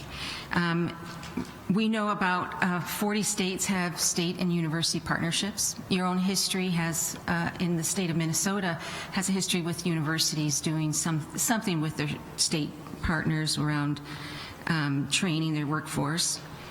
So why universities? Well, there's a couple of reasons, and we talked about it earlier this morning. First, it's protected training within the agencies, right? The shifts in agency funding shifts, leadership changes, all those impact training. I think Crystal said it this morning. You have a budget shortfall, you have a new leader comes in, and you have a different view of what training is, and so it changes. In universities, it can be protected. It's something that they can't just say, well, can we reassign that trainer to adoption studies for a while, or we need this done in the agency, can we do that? No, this is a trainer, and they stay to it. Additionally, there's a financial incentive because universities provide additional capacity through the financing training that is dedicated to the workforce. So that's important. They also, there's a natural line from students to workers, right? They come job ready with the partnerships with the schools, with the 4E partnerships at least. So it's a great way to recruit and retain this workforce. In the state of Washington, how it began was really interesting. It wasn't, and many things happened by legislature, by something happening, but in Washington 5 years ago, the agency went to the universities. There are 2 universities with Masters in Social Work programs, and asked them to partner with them on a partnership. We had certain programs in place, but it was really the agency asking the universities, not anything horrible happening at the time, but they wanted to build upon what was currently available for the workforce and for foster parents and have a more comprehensive approach to training. A design team was formed. Let's see. A design team was formed, a concept paper was written. A project manager was hired, which was myself, and so we took off. It took about a year. While we had the benefit of a lot of different partnerships in other states who'd been doing this for a long time, we spent a lot of time, like you all are doing, learning from other states. We took 13, even though there's 40 of them out there. We took 13 states with university agency partners and went deep. We asked them the nitty-gritty. We asked them what worked, what happened, what's happening now, what's been your experience, and we detailed that information. And I think even today, as I look at what we have in place in Washington, I can actually show you pieces of, well, this is the state of Oregon. This piece came from Tennessee. This piece came from Kentucky. We basically looked at what was working at a number of states, which was a great way and a great benefit.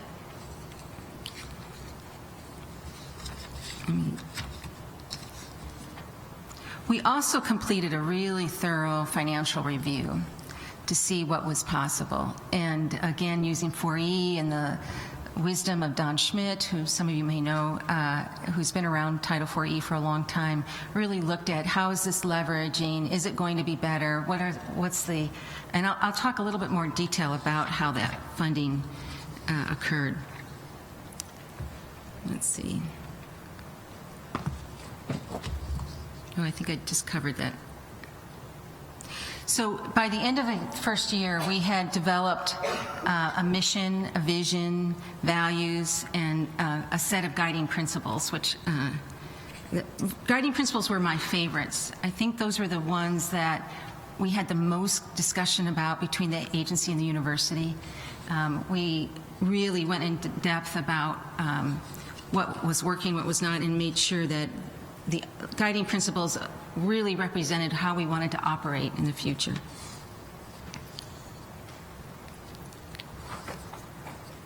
Washington, like all the other states, had their own history, obviously, with the university. It came and it went back. It was at the university at one time, went back to the agency. We also looked at the current structure. I think, listening to the previous speakers, with reform, what happens is we want to throw everything out and start over. And I think that's what causes this pendulum to swing in our field so much, that we need to keep what's working. And I loved what Nick and Angela said about what's working well. I mean, you need to start with what's working well. What curriculum out there is really doing its job and we want to keep? What training is out there? In Washington, there was Title 4E stipends for MSW students. It was going well. It's like 20 years into the program. We kept that. We also had coaches. Casey Family Programs had invested in a practice model, and there were coaches working for the agency. There was only 6 with a workforce of about 1,300, so not very many of them.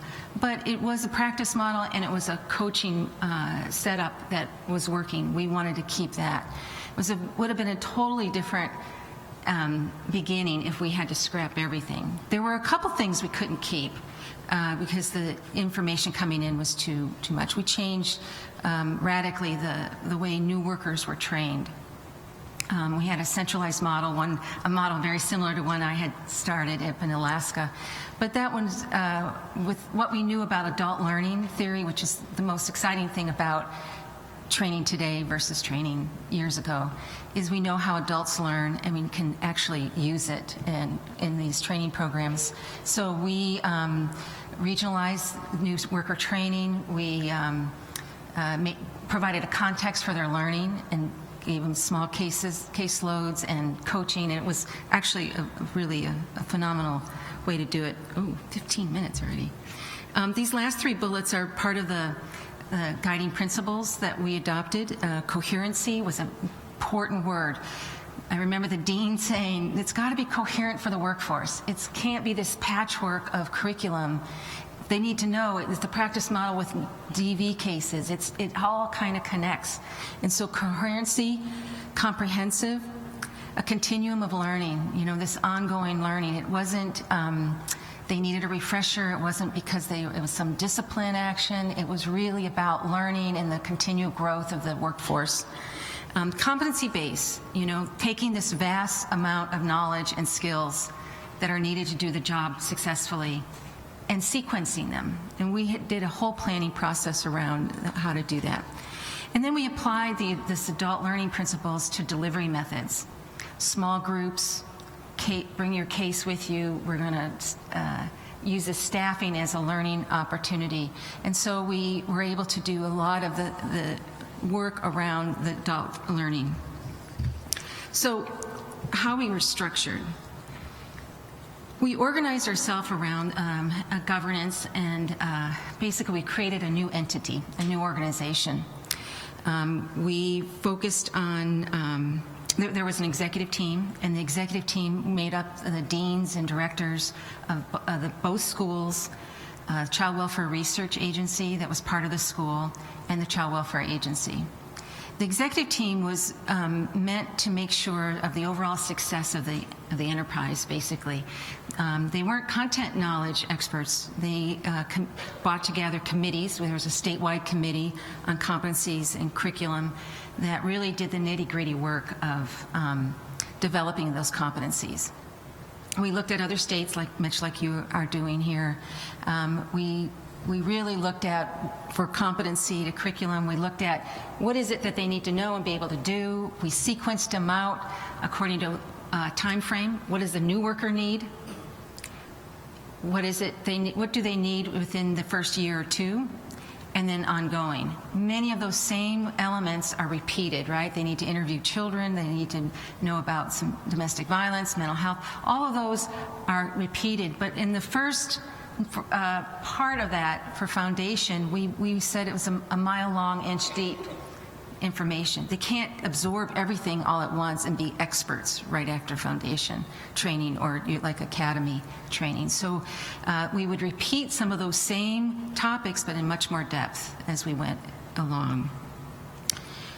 We had a statewide committee, as I said, that was a fairly large group, but they made up of foster parents, tribal members, the agency, regional staff, or we are a state administered, so it would be like your counties as our regions.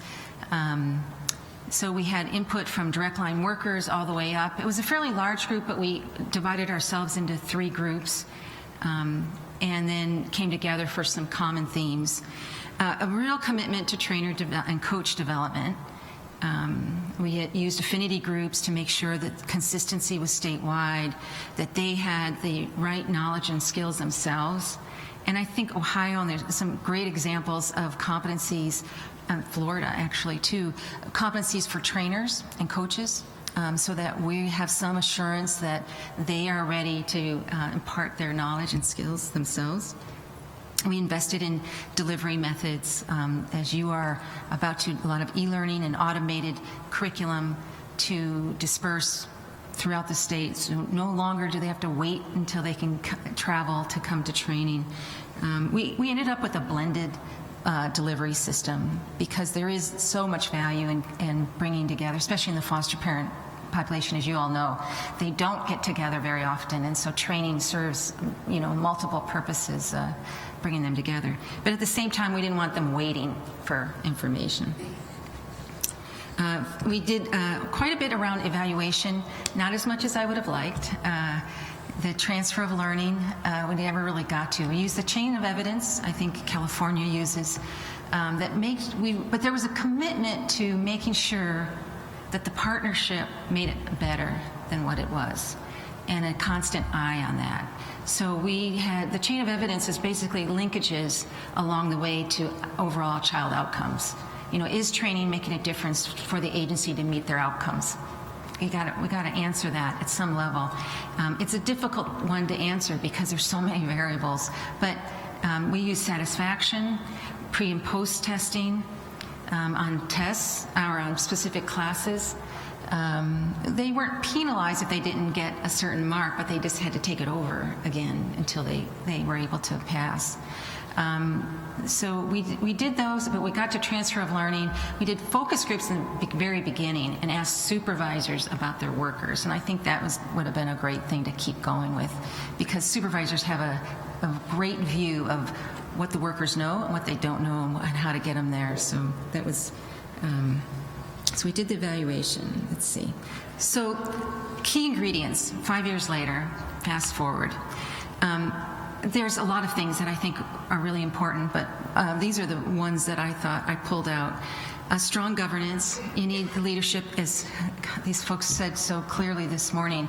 Leadership matters. The support of the dean. The dean has been very supportive. We're very fortunate to have the dean say, yes, this makes sense. Yes, this is something we want to do. Efficient and effective administrative structure. You know, we have two different cultures between the university and the agency, right? Semesters and quarters, and just the pace of the work is different between the agency and the university. I don't think we do enough to understand that and to really embrace it, but we needed to be nimble. We had so many conversations about nimble and responsiveness. Do you know that those very different, two very different terms? But we wanted to make sure that the training can move with the agency. So we committed to that. The shared processes and comfort in managing a boundary organization. At the time, we looked at boundary organization. I don't know if you've heard of boundary organizations, but they're basically it links, they're relational structures, basically, that links two worlds together. Farmers Co-op have it, where they link the farmers with the researchers, and so they get information on a timely basis. And so we really toyed with how this would work in an agency-university partnership. How would it look? What kind of partnership really would exist? And so we put some things in place, like locating the trainers, the university trainers, in the offices, in the child welfare offices. We met the financial requirements of the agency and the university. So we really walked and tried to develop in both worlds. Our computers had both. You know, it had the agency stuff on it, and it also had the university stuff in it. So some people might think, "Ooh, wow, how did you do that?" But it was really trying to make the most of both of these worlds. And there's countless ways to continue to operationalize that. We really wanted to exist in both worlds and create that link between them. We had a dean that used to say the arrows go both directions, and it was true. You know, they were learning from the agency was learning from them, and how to keep that going. The other thing about processes that I think we didn't do very well, there's decision points that I think, while we wrote them in an agreement, it really it was too vague as I look at it now. Who approves curriculum? Who approves trainers? How is that done? And curriculum is sacred for both the university and the agency. So while we talked about it and we wrote, well, we're going to link policy, practice, and quality assurance, it was really quite vague, and in the processes, I think it kind of tripped us up, quite honestly. So it's important to really look at those decision points, those key decision points, and how the partners can, how that workflow is going to happen, and to write it down. I think that's really important. The resources to fulfill the mission. We really changed the way the agency was making their claims for training and increased the training dollars to the state. We created a fund, a separate fund, and committed, and this was a university's commitment as well as the agencies, that additional revenues that were generated on behalf of the partnership would go back into the partnership. And the majority of those funds, and if not all of those funds, would go to the training of the workforce and foster parents. And so it was a very strong commitment to constantly refresh and make the long term with the partnership. We had a 10-year agreement too. That was the other thing we did in the first year. A 10-year agreement is, you usually get funding at a year or maybe 2 years at a time, but the 10-year agreement actually came out of Oregon, who's, I think they're on their second 10-year agreement, really spoke to the commitment over the long term. This is a long-term relationship, and that was what they committed to. The last one is communication and relationships, and then I think, I don't see it written down very much, but it is the power of trust in these relationships cannot go understated. It is so important to trust each other in this work. We have trust and communication and relationships at every level of the work. And so when it comes to these partnerships, I think even more so. I don't know a supervisor, a manager, or a director that doesn't care about the information that's being put out there to their workers, or the university as well. I mean, I think there really needs to be a level of trust, and the processes need to be written down. How do you maintain, how do you build this trusting relationship between universities and agencies, and how do you maintain it attentively? It is the most important lesson, I think, in how we do it, and I think it's very doable too. So is that questions? Time for questions. None.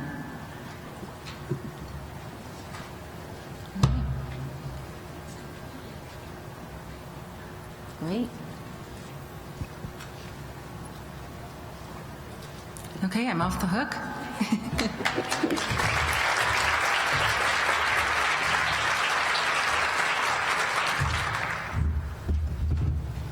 All right, thank you, Teresa.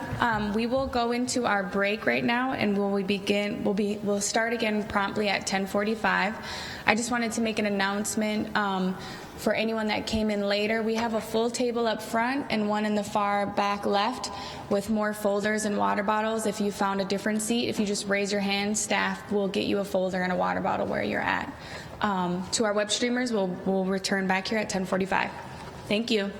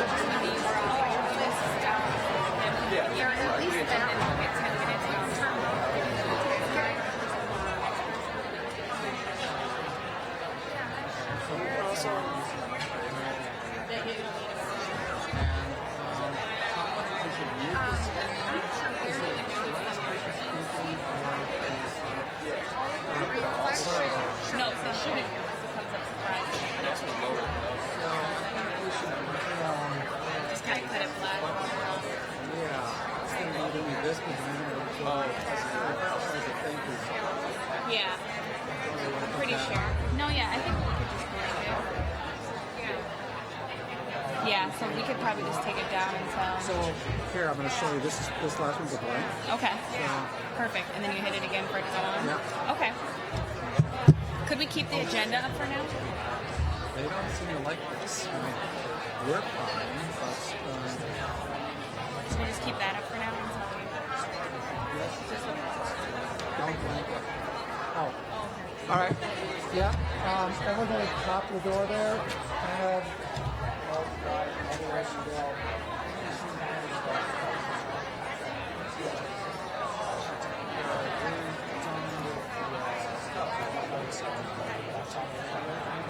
we're done the laptop out. You can hit that. The call mics. We're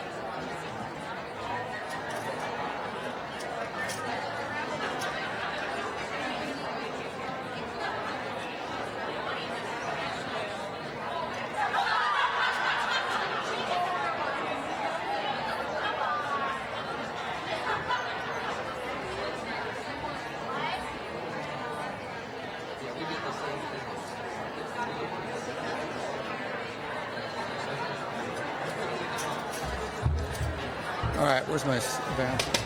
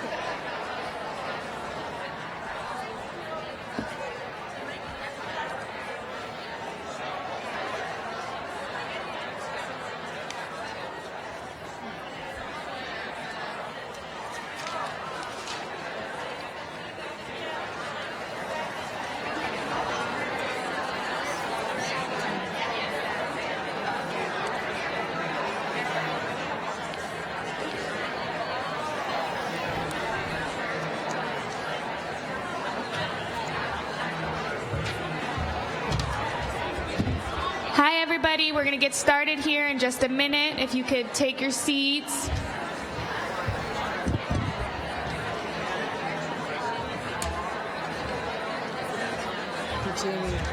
Jamie just arrived.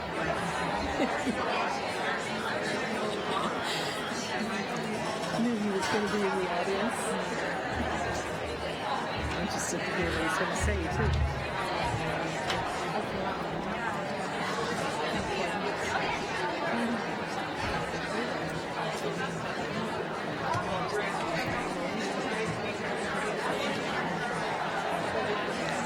Good morning. Oh, we're good. Thank you. Are you ready to go? I know.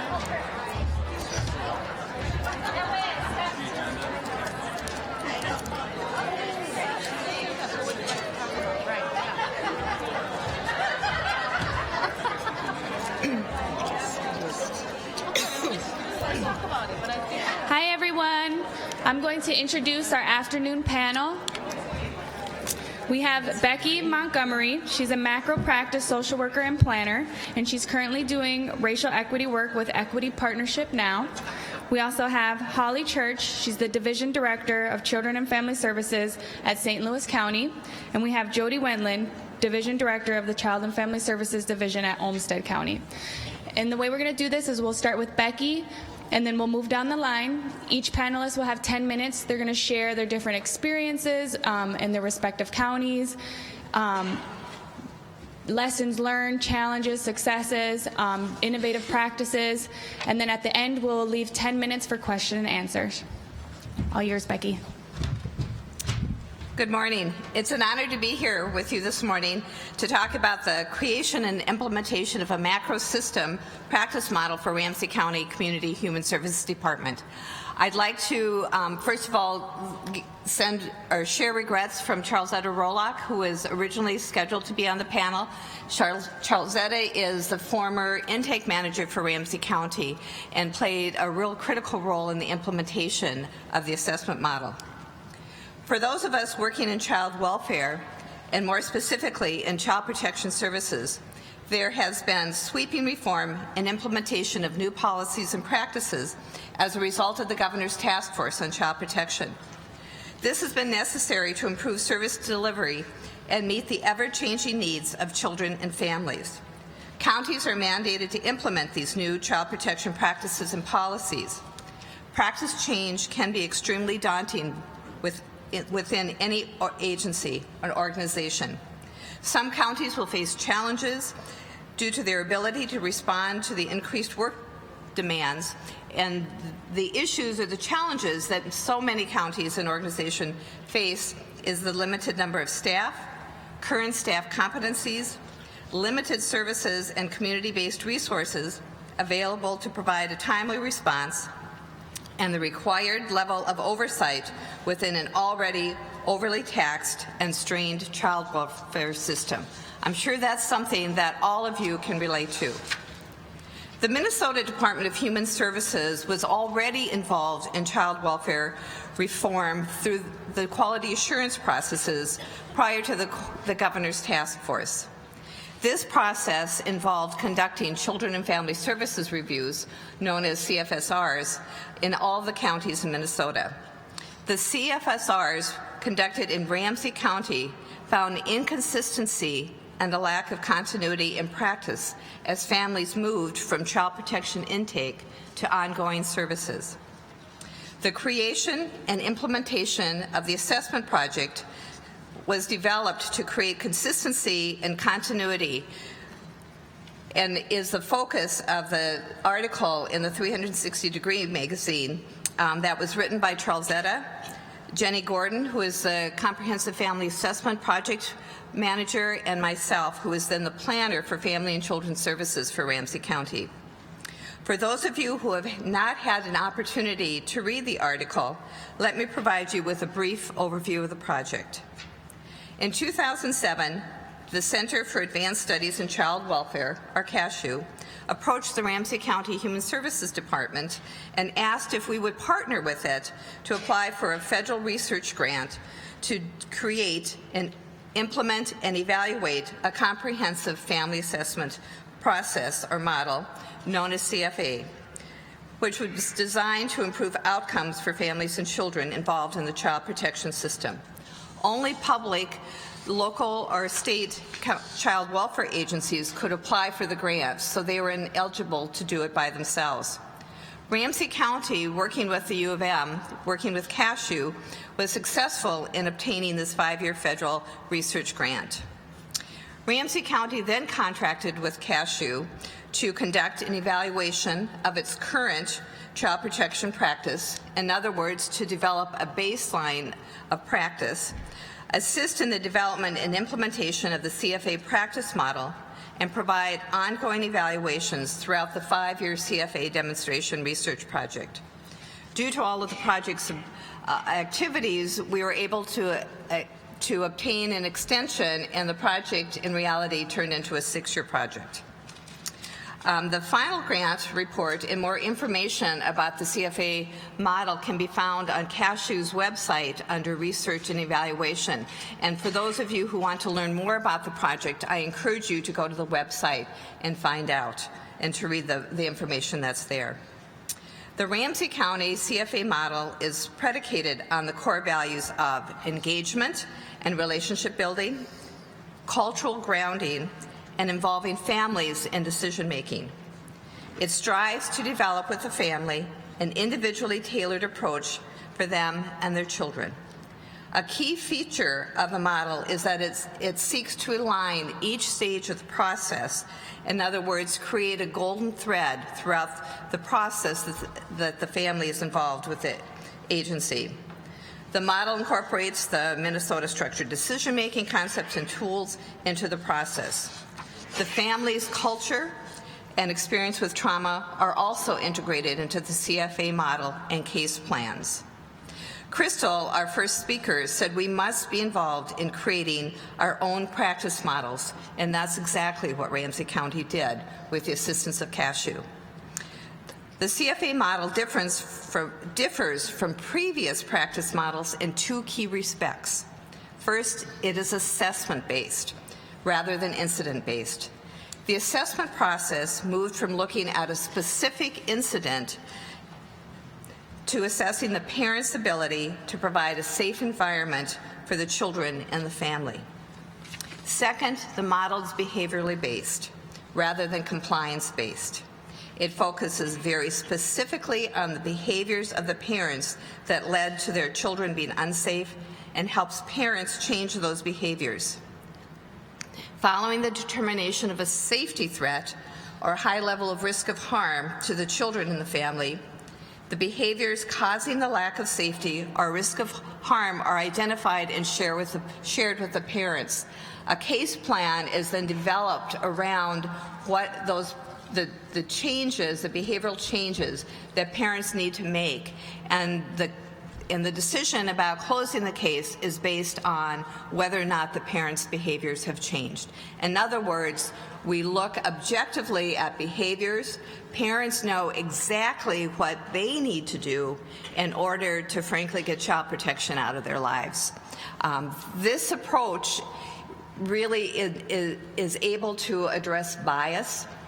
One of the things that we know that happens in terms of racial disparities and disproportionality is that too often our unintended or our biases that we're not aware of enter into our decision making. When you take a look at behavior and you can clearly identify and share with parents what behavioral changes are needed and what those changes would look like, you greatly reduce bias in the process. The development and implementation of the evaluation of the CFA process was a complex task that involved administrative, management, and frontline staff over 6 years. I think it's important to share with you some key lessons we learned in the process. So as you implement practice change, your process will go smoother than what we experienced. The implementation of the CFA practice model involved approximately 175 child protection staff, supervisors, and managers, whose experience ranged from being new to child protection to over 30 years of field experience.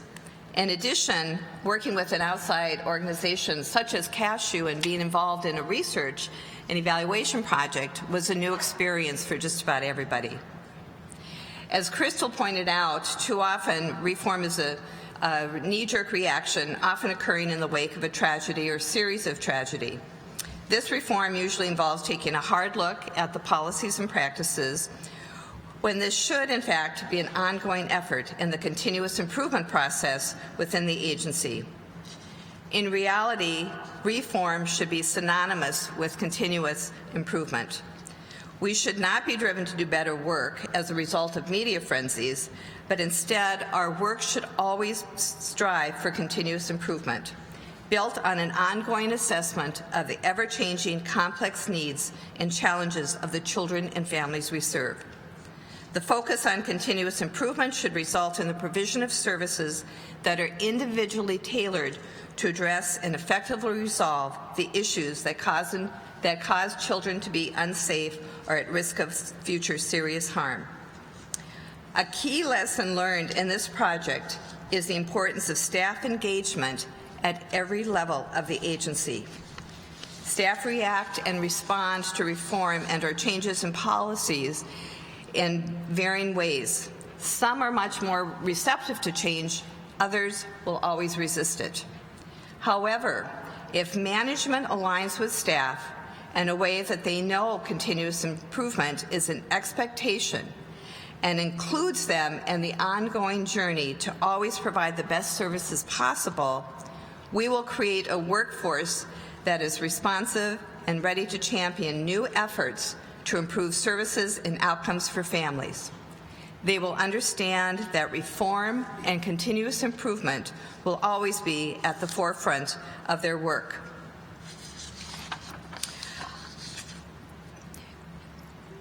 Our previous speakers spoke a lot about the importance of relationships with staff, upper management, middle management, and staff. And we found also in this project that was absolutely critical. Management should have the same partnership with staff that they expect and guide staff to have with families. That was a key lesson learned as well. Another lesson is that too often we neglect middle management in the reform process. Managers do not always provide supervisors the tools they need to help their staff through the change process. We learn the importance of engaging supervisors first before direct staff in the implementation of the CFA process model. We started out providing supervisors the same training as direct services staff and doing it at the same time. What the supervisors told us is they felt that this process set them up for failure. As part of the change and as staff struggled, direct staff struggled with that change, they turned to their supervisors expecting their supervisors to know all the answers. Well, the supervisors didn't because the model was new to them as well. When that became evident, we quickly changed our approach and made sure that supervisors had the training first, that they were comfortable with the models, they could explain the changes, this new way of practice, and all of the details, and then we changed direct service staff. We knew that the supervisors played an absolute critical role in the implementation and the success of that implementation. You know, in many respects, middle managers, so supervisors, play a role in that they can make or break the change. If they don't support it, they can sabotage it, and then point to upper management and say, it's not my fault, upper management didn't do their job right. So having the supervisors engaged and having them being stakeholders and really champions of the reform process and the practice model is absolutely key to its success. When we began the implementation of the CFA practice model, we started with the ongoing services unit. We learned that we should have started with intake. When you're talking about changing the process from the beginning to the end, it's important to start at the beginning, not at the end part of the process. And so a critical key lesson was with any child welfare reform process that involves the whole system, start at the beginning of the process, not at the end. By starting in the middle, we actually created a disconnect and a gap in communication and made the implementation much more difficult. Now, as I said, the 360-degree article provides more on the project, the challenges, and the lessons that we learned. In closing, child welfare reform is a transformational process whose foundation is continuous quality improvement. The way we see, interact with, engage, and partner with families needs to be embraced and operationalized by all staff on every level of the agency. The agency needs to embed respect, inclusion of culture and traditions, and collaboration in the work staff does with families, as well as in the interactions between staff and management. Thank you. Again, I'm Holly Church. I'm the Division Director for Children and Family Services with St. Louis County. And probably most people here know that St. Louis County is in northeastern Minnesota. We're a huge county spanning from the shores of Lake Superior to the Canadian border, with urban areas of Duluth and cities on the range of Virginia and Eveleth and Hibbing, and a lot of rural territory, a lot of woods, a lot of lakes in our county. We also overlap borders with two Anishinaabe bands in northern Minnesota, the Boys Fort Band in the northern part of our county and Fond du Lac Band of Ojibwe in the southern part of our county, just to give a little context of where I'm from. I just wanted to share some of the impacts of the child welfare reform in our state as it's impacted our county. I think we're not alone. I think some of the things I'll talk about are really shared by others as well. And it's really about the child welfare landscape as well as the reform efforts that have been happening over the last few years and really that have intensified with the inception of the Governor's Task Force on the Protection of Children. In the last year, in 2015, the volume of maltreatment reports for our county increased by 26%. 26% more reports open for assessment in our county. That's led to just more caseload pressure. Our intake workers are easily handling anywhere from 100 to 150 or more cases assigned for investigation or assessment each year, each worker. For our caseloads for our ongoing child protection case managers, they're generally in the range of the mid to upper teens for seasoned workers. That translates to anywhere, 30 to 40 children and sometimes more for any individual worker who's handling that. So these increased workload pressures and the increased public scrutiny we've been under in this last year have really led to a lot of heightened anxiety for our staff, greater risk aversion. We've seen a major increase in out-of-home placement as well. Again, in the last year, our out-of-home placement increased by roughly 20%, and that has come with its own pressures then on our placement resources.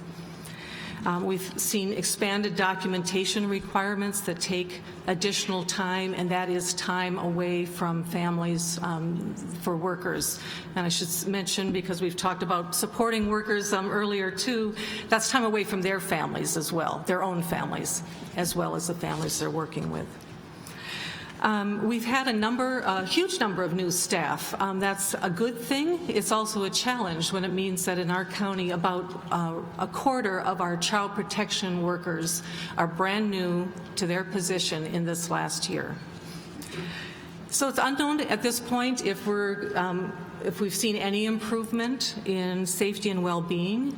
The hope for progress that we've hoped for in permanency with North Star Care for Children is not yet seen.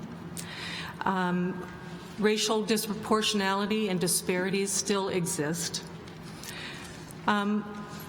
However, I need to say, nonetheless, we have an extremely dedicated staff, including all the new staff that are coming on. Great commitment to this work. and we continue to hope for an easing of caseloads as those new staff learn their jobs and gain more experience. I thought I would just trip over a few promising practices we're seeing in our county, and then focus a little bit on one area as part of this panel today. Some of the things we are seeing that are going well in our county are really more skill and focus on family engagement strategies. So using the signs of safety framework and approach to our work has been an important part of what we're doing. We've dedicated staff positions to doing safety planning, facilitated safety planning with families, so they partner with a case manager and are able to get involved early and continue to work with people, hopefully to prevent placement and to hasten reunification.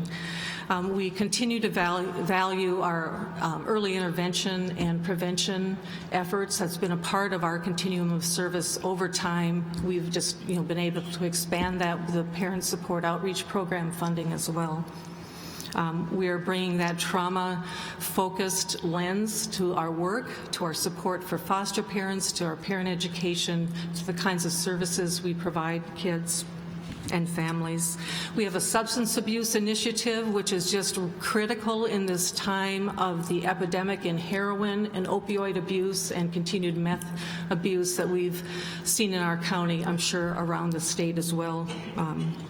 That initiative has really focused on, again, early intervention and prevention, additional staff training, quicker access to treatment for people, and a lot of strong work in our communities around, particularly around reducing the opioid abuse epidemic. And I'm singing here. We have a parent mentor pilot. Oh, yeah, that works. Yeah, there we go. We also have, in the last few months, started a parent mentor pilot with Minnesota Communities Caring for Children and funding from Casey Family Programs. That's, again, an initiative to help parents navigate through the CHIPS court process, hopefully to speed reunification and support for families. Another really important focus for us has been our tribal county partnerships, and this, I think, has speaks to what our efforts in response to the changes in the Minnesota Indian Family Preservation Act this year, which is another part of child welfare reform in our state.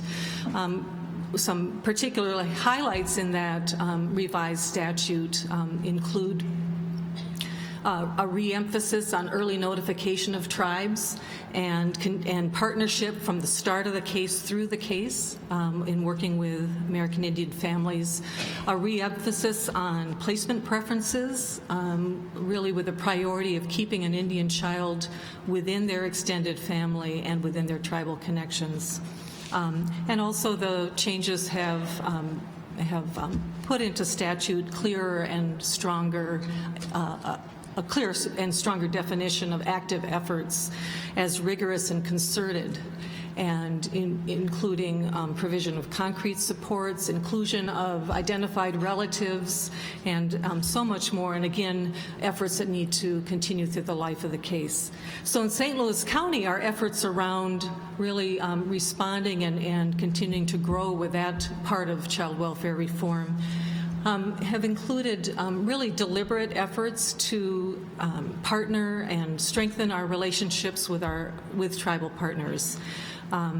For instance, our Indian child welfare staff meet monthly on a regular basis, face-to-face, with several of the tribes that we work most often with. That's in-person case consultation and practice sharing. Our Indian child welfare staff have traveled to a number of the reservations in our northern part of the state. And really that's been an important way to have face-to-face contact, to begin to, or continue to develop those relationships. It's been really important for our staff to see the tribal lands and communities of the kids and families that we're working with so often. We've just continued to grow in early contact with tribes and continued contact with our tribal partners as we work with families. We've been incorporating more cultural and spiritual practices in the case planning we're doing with Indian families. That has flowed from both the experiences of our staff themselves as well as the training opportunities and learning opportunities we've implemented and brought in for our Indian child welfare staff as well as other staff. We have a specialized ICWA court now that has started in the last year in the southern part of St. Louis County.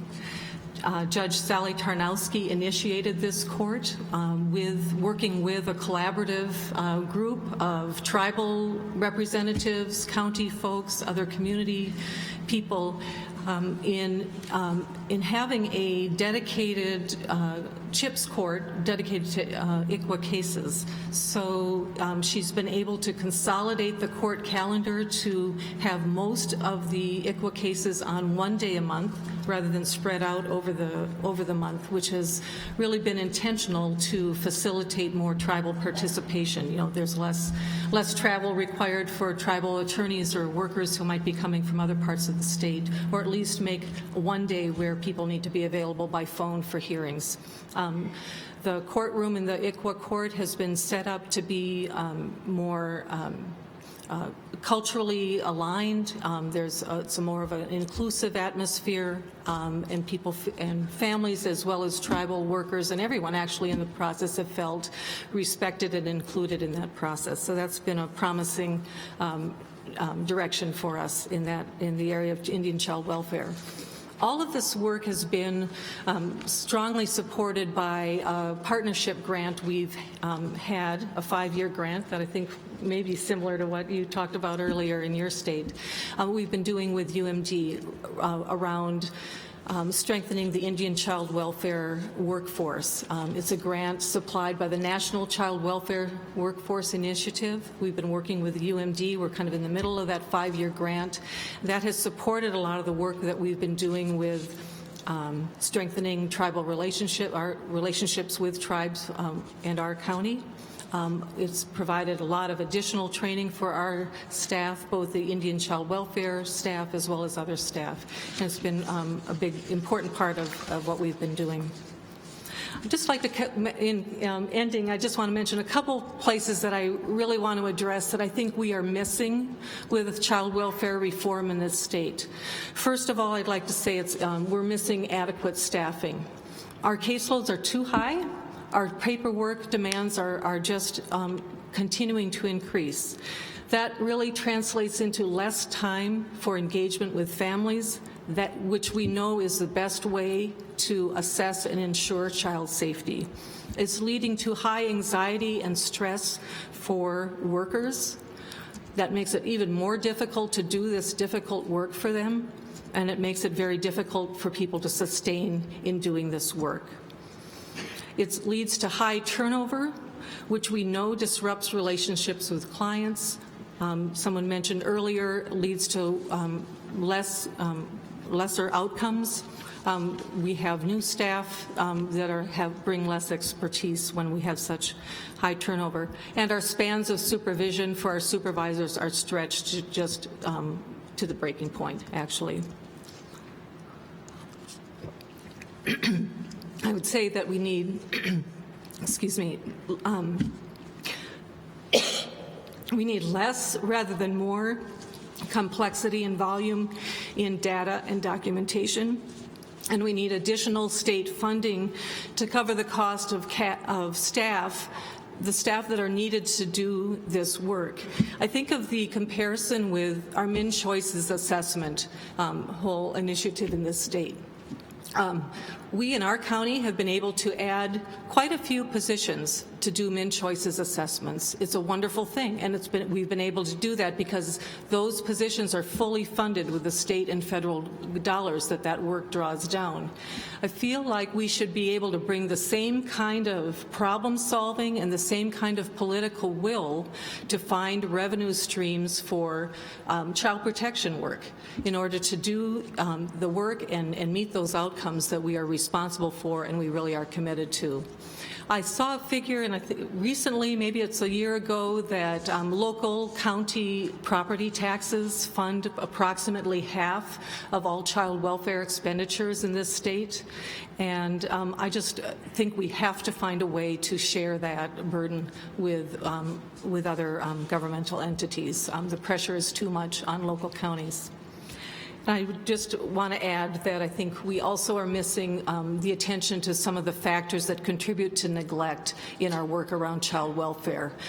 Neglect, about 60% of our maltreatment reports in our county at least are due to neglect, and we know the factors that contribute to that. That's the bulk, the largest majority of our work, and the factors that contribute to neglect: poverty, poor health and poor mental health, substance abuse, parental trauma and historical trauma.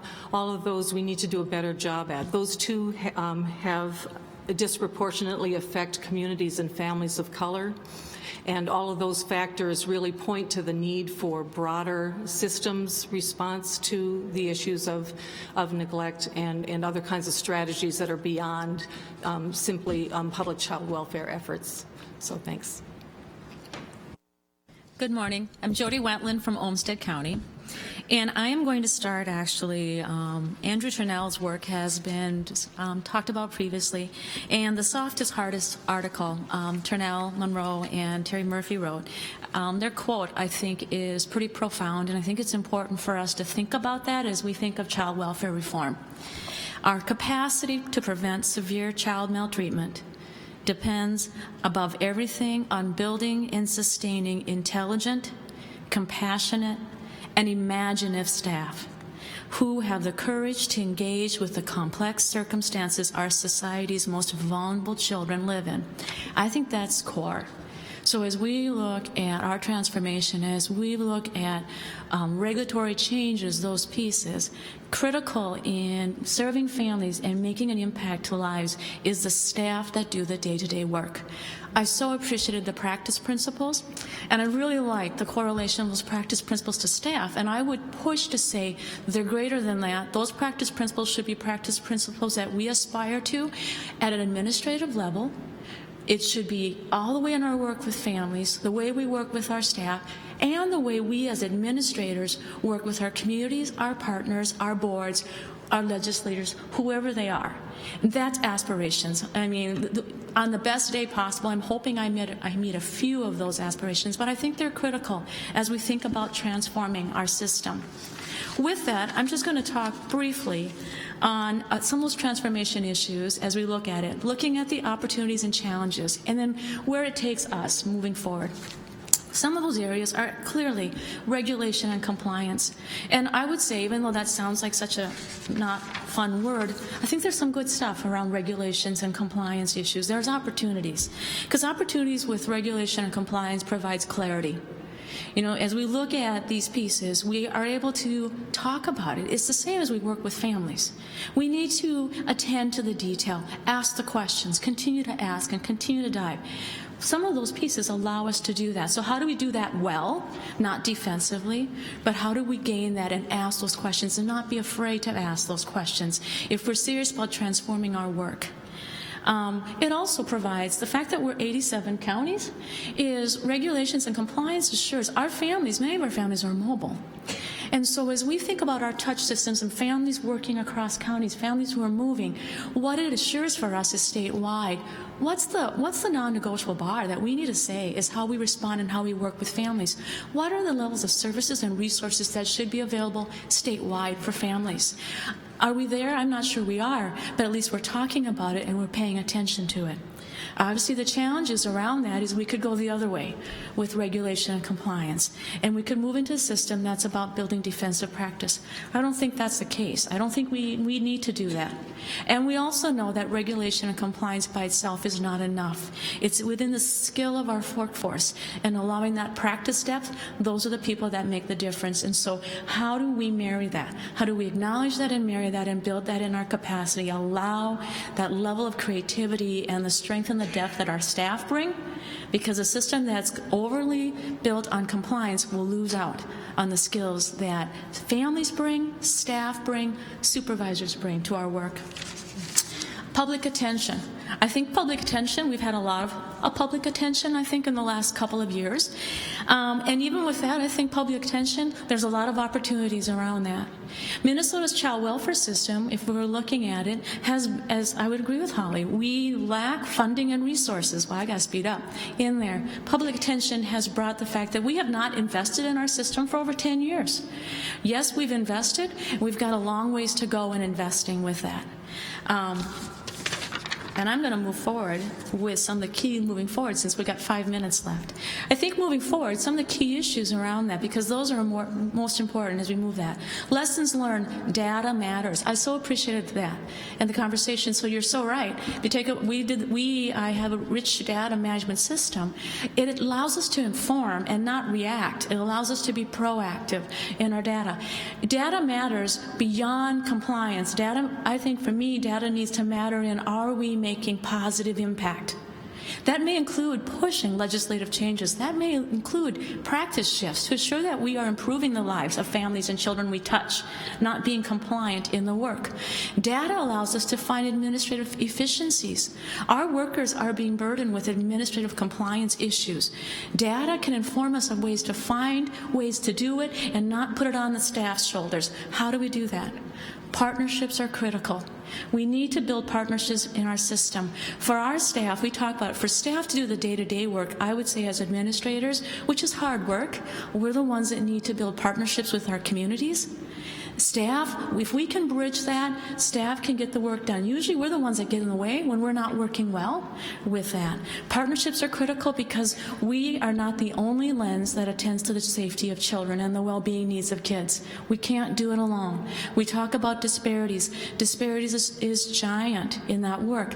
We cannot do it alone. We need to partner with our schools. We need to partner with our local communities and engage that. We talk about that in our work with our families. It's building that holding environment. It's the same at a systemic level. And lastly, it's our workforce.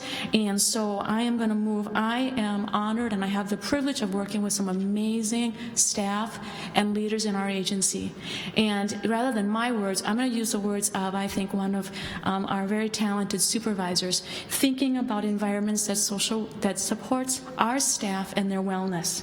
And some of her words are, give workers the opportunity to talk, to say they don't know, to ask for help, or to admit when they're overwhelmed. Be attentive to that.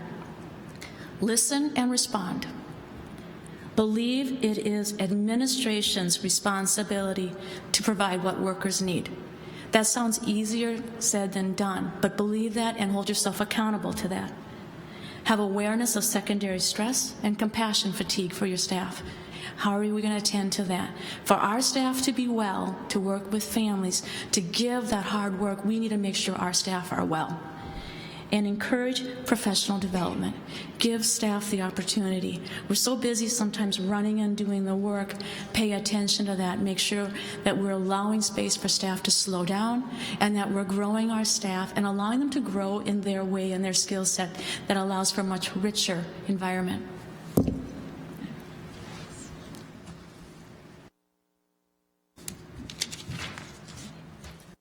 Thank you, Becky, Holly, and Jody. We'll open it up for questions. We got about 10 minutes.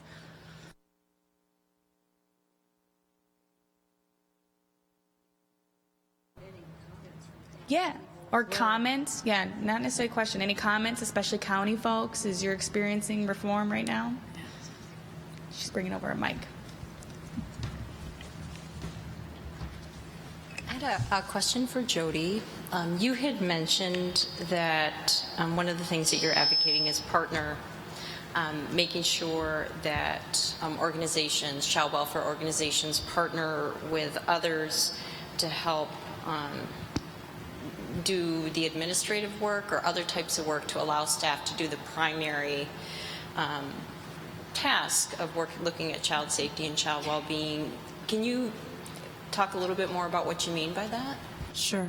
What I mean around those work is when we look at what are our roles as administrators in that partnership to allow staff is how do you build and bridge relationships at administrative levels. So it may look at how do we, an example would be working with our school district, building at that administrative level some trust, looking together to solve solutions.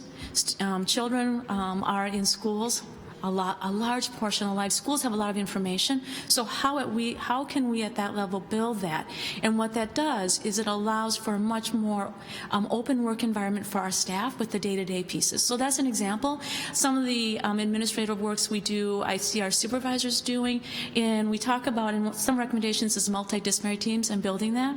We have a charge at supervisor level, administrators level, to build those working relationships, because that's critical then for the staff who do the day-to-day work on those multidisciplinary teams. That may include governments that, again, build shared vision. Some of those, it's the same in child protection. That front-end work is so important. That front-end work on an administrative level is so important.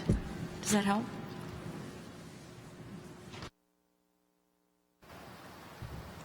Any other questions, comments, concerns?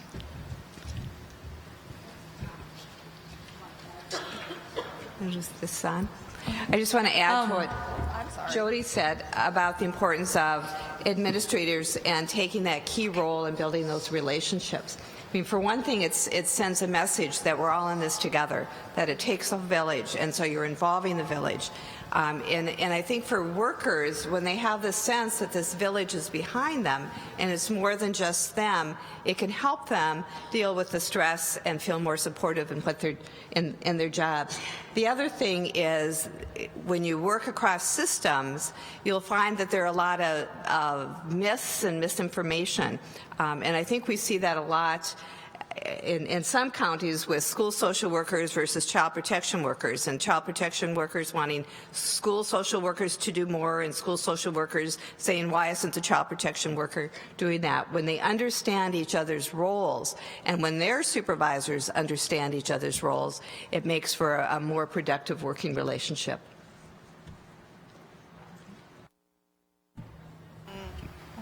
Hello. Oh, hey.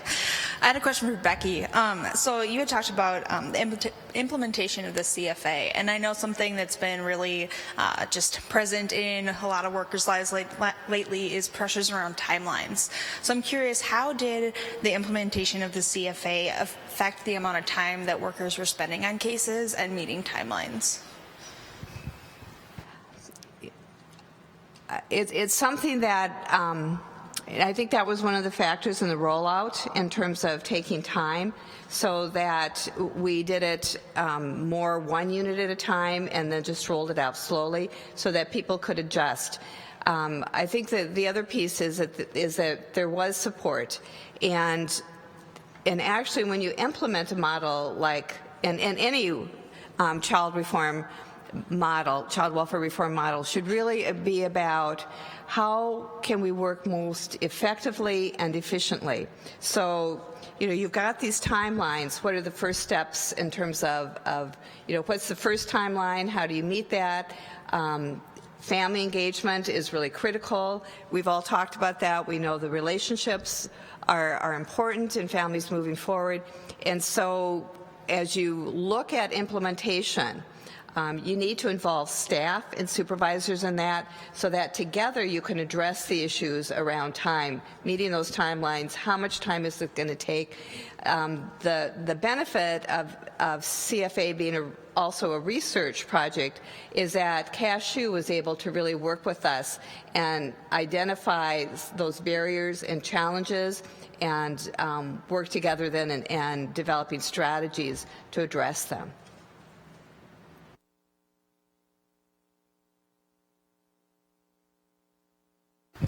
We have one question that came in from Twitter. Heidi Scallett asks, what are your thoughts on how to support and build buy-in among direct child protection workers when child welfare reform happens on a regular basis? Well, so I think that's one of the issues, is child welfare reform is always happening. And so you go down one path, and 6 months later it's, oops, we're going to do this instead, and it's constantly changing. That's where it's really critical, and I think we've all been consistent on this, is it's really critical to involve staff and supervisors. And so it's asking them, and you heard that from previous speakers, it's asking them about their ideas. What's going to make this work? What's your thinking?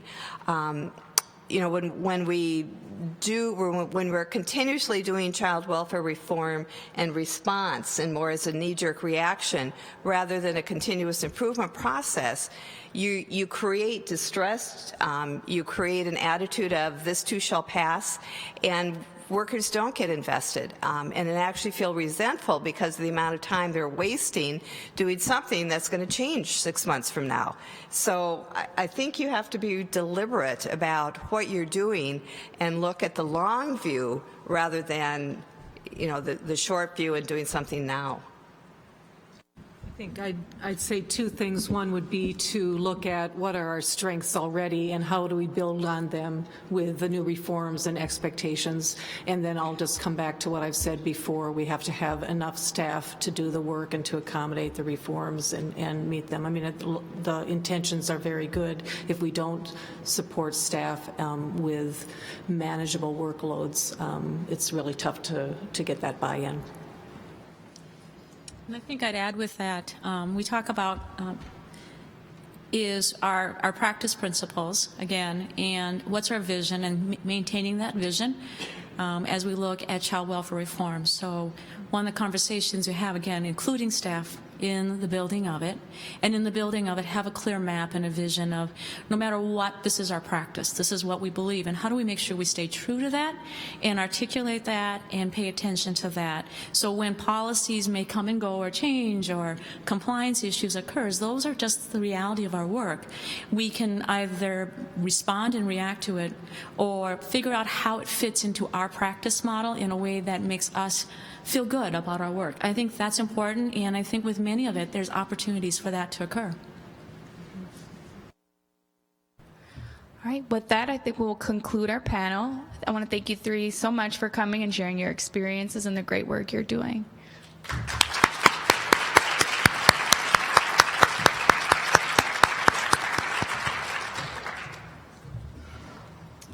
And now I will invite up Jamie Sorensen, the Child and Safety Permanency Director from the Minnesota Department of Human Services. Jamie will provide an update on current reform happenings in our state here in Minnesota. Can you make it through to? Okay, wherever you like. He's going to sit there.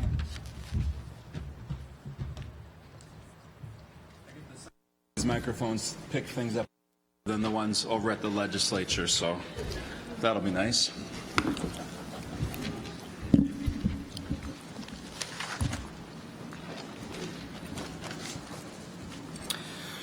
Well, I'd like to talk just a little bit about, where we've been as a state, where we are, and where I see us going. And I want to leave some time at the end as well for questions, because I would love to hear from people and understand firsthand what are some of the burning issues or concerns on your mind. Kind of first, I'm just kind of curious in the room, do we have a lot of child welfare workers, a lot of child protective service social workers? Could you just raise your hands? Okay, so there's a few of you. Good, glad you could be here today, and also really happy to know that there's people streaming this as well today. So thanks for participating. People know the history of the governor's task force on the protection of children and the 93 recommendations that have flown from that process. And people are also aware of the implementation work groups, I think, for the most part. There was an implementation work group that was focused on the upfront guidelines, the screening, the intake, those pieces. Those guidelines came out January 1, 2016. Another version, a revised version, will come out in the not too distant future. Those are very important guidelines for everybody, I know, because January 1, it was the first time that counties, tribal agencies were required to follow the state guidelines. And the feedback that we hear is that it's increased the number of people coming into the system, the number of children and families coming into the system. And I believe from the governor's task force that was partially their intent. And so I don't know that we're really surprised to see that, but we know everything that flows from increased numbers of referrals coming into the system. There's also a set of guidelines that are in draft form. They're under review within the department and with a few folks at MACSA before we release them. And they're the guidelines, the practice guidelines focused on interviewing and family assessment and investigation.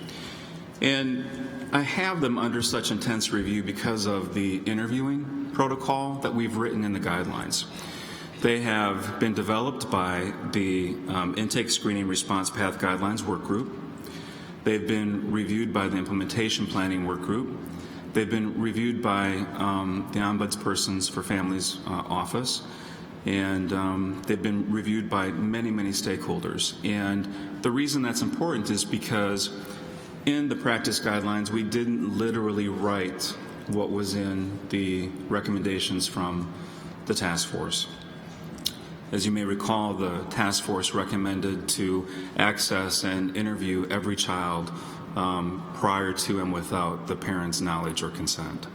And so what we've done is we've really looked at the literature, we've looked at practice, and we've created a guideline and a protocol that we think makes the best sense for children, for families, and a protocol that keeps kids safe. So that should come out, I would say, within the next few weeks. There's also been the Professional Development Implementation Work Group. So Minnesota is in the process of envisioning and developing what we're going to call a Child Welfare Training Academy. And it will be for workers, it will focus on supervisors, and it's a really big vision, a really big piece of work. When I first came to Minnesota in 2012, the Child Welfare Training System was somewhat connected with the Center for Advanced Studies in Child Welfare at the University of Minnesota. I know that there were previous, times when they were really connected, but we've worked, I think, in the last several years to really develop a better collaboration because both agencies are working to develop competencies in Minnesota's child welfare workforce. And so it makes sense that we're tied together. So I think that's a real strength in this process moving forward toward improving how we develop curricula and provide training to the child welfare workforce in Minnesota. There's been a work group on child fatality review as well, and I'll talk just a little bit about this. Minnesota has had a state child mortality review team for quite some time. The review team puts out a report that focuses on prevention and strategies based on trends or patterns that they've seen in the previous year. And it's been a meaningful process. But as we've looked at what we have in terms of data for kids who die in the child protection system or die as a result of child maltreatment or neglect or abuse, we haven't been able to learn as much as we could about the practice, our policy, our resources, consultation, those kinds of things. And so we have now 3 staff at the department. And their job, really beginning July 1 this year, when there is a near fatality or a fatality due to maltreatment, they will do an on-site review at the county level. And we're trying to design it so that people from other counties are brought in, so it's a peer review process as well. It's not intended to be a fault-finding process, it's intended to be a continuous quality improvement process. Also a process that helps attend to the secondary trauma, providing some psychological first aid to the people at the county level who are experiencing and touched by these situations. The Federal Child Abuse and Prevention Treatment Act also requires public disclosure in a number of domains when there is a child death due to maltreatment. And so this process is also structured to be able to pull and centralize that information with the state so that we can hold that. Because what we've had to do is we've had to forward people, reporters, whomever, to the county. And we know that throughout the state, people have different levels of information around those elements of the CAPTA required disclosure. And so it would be good in Minnesota to better centralize it so that that can be shared more broadly, more uniformly, and have really good, consistent data around those required elements. This has been a work group process and a development process that's really attended to what the County Attorney Association thinks will work, because we want to, in this work, never jeopardize a co-occurring criminal proceeding. And again, overall, this is designed to inform practice, inform the kinds of resources that we need, and to develop better policy over time based on what we're seeing in these particular reviews. There are some additional work groups that are focused on very specific response tracks to abuse and neglect. Minnesota has had investigation and family assessment.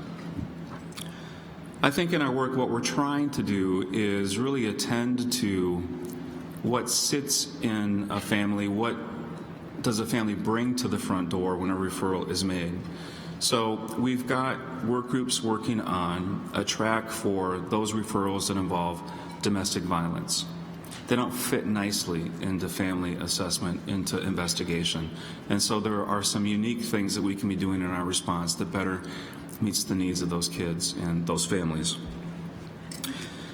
Same is true with sexually exploited youth. And for those who may not know, there's a federal requirement that effective May 29th, 2017, that when we receive a referral or notice of a child who's been sex trafficked, that sex trafficked victim is synonymous with sexual abuse in the state of Minnesota, which then requires an investigation, whether it's a relative or not a relative.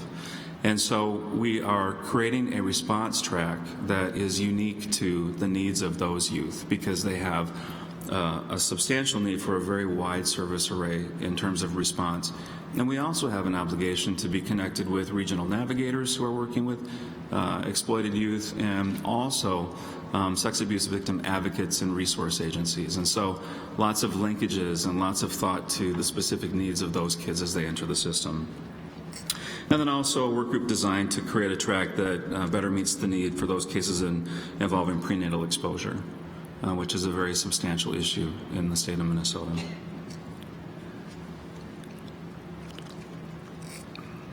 In addition to that track, there's also been the foster care work group, and they've come out with their recommendations. And that's a long list of recommendations, and I'm not going to talk much about that today, but to say I suspect that implementation work groups will be developed in the not too distant future to begin tackling clusters of those recommendations that fit together.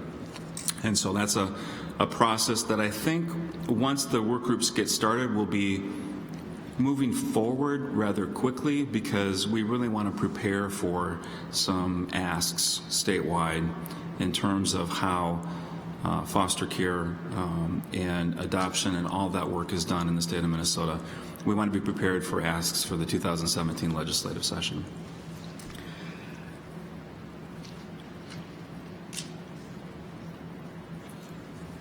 I think the work that Minnesota has done and over many, many years has been remarkable. And Minnesota, in many regards, has had a national reputation for family assessment, for doing the Minnesota Children and Family Service Review, and has been a state that has really provided technical assistance to many states across the nation.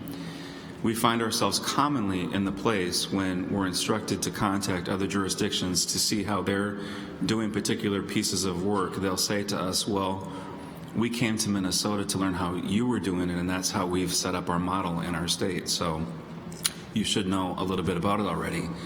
But we've gone through, a pretty rigorous period of scrutiny, and we've gone through commissions, and we've gone through lots of media. And, I think where we find ourselves today, and I'll just read a little quote, because I think there's a lot of child protection social workers that might describe their existence a little bit like this, and it goes, "Being a social worker is like riding a bike, except the bike is on fire, and you're on fire, and everything is on fire, and you're in hell." And, you know, I get contacted from social workers throughout the state. We hear stories about the experience of social workers throughout the state. As Holly Church was up here saying, you know, the caseloads are too high. People have too much on their plate, and they feel incredible risk, and they feel like they're carrying that liability sometimes by themselves. Decisions are made based on, is my case going to be the next one picked apart or in the media should something go wrong? And, you know, we want decisions made based on what's in the best interest of kids and families. But sometimes, and some days, it's hard to do that given the experience that we've been in here in Minnesota. And so I think it's our charge right now to, as quickly as you can, think through what is needed moving forward to give some relief and to give some stability and to give some confidence back to Minnesota's child welfare workforce. A big push for us moving forward is going to be a caseload ratio of no more than 1 to 10. And I know there's lots of variables in caseloads, and caseload ratios mean different things in different jurisdictions based on service array and based on how counties are structured. But that's a task force recommendation, and that is one that we intend to push very, very hard. And so, as you know, that will require substantial funding. And so that will be us positioning for the 2017 legislative session. And that is a push that comes from within the department and supported largely in the department. As we move forward, where I see us spending most of our energy is really trying to understand how we project and wrap our resources and our staff around the increased number of cases that are coming in. I think rolling out some of the products from the implementation planning work groups, the fatality, near fatality review, the different response tracks. I think also the foster care work group recommendations are going to be things that are going to be rolling out as we approach 2017. And I think, you know, one of the things that has been somewhat not lost, but not as pronounced in all of this work that came about in September of 2014, focused on child safety, is what are we doing here in Minnesota, and what is happening with our African American and American youth and families, and what is happening with our American Indian youth and families, and what's happening with our gay, lesbian, bisexual, transgender youth and families. What is their experience? And when child protection intervenes, how do we impact their experience? Do we make it worse, or do we make it better? Most people would say we do a little bit of both. But this is an area that requires resources, attention, should be, if not our number one priority, one of our very top priorities. So one thing that came out of the task force that was good was some funding out of the 2015 legislative session for what we call disparities grants. And so they are funds that were to go to community-based agencies or counties to focus on improving cultural competence, to improve the outcomes for African American, American Indian kids, and other children and families, and to really try to address how disproportionately they're represented in our system. And those have all been awarded, and we haven't done the announcement yet because the contracts haven't been completely finalized, but that should come out in the next week or so. And so I think that's a really important step. Within Minnesota, we have two initiative tribes, White Earth and Leech Lake.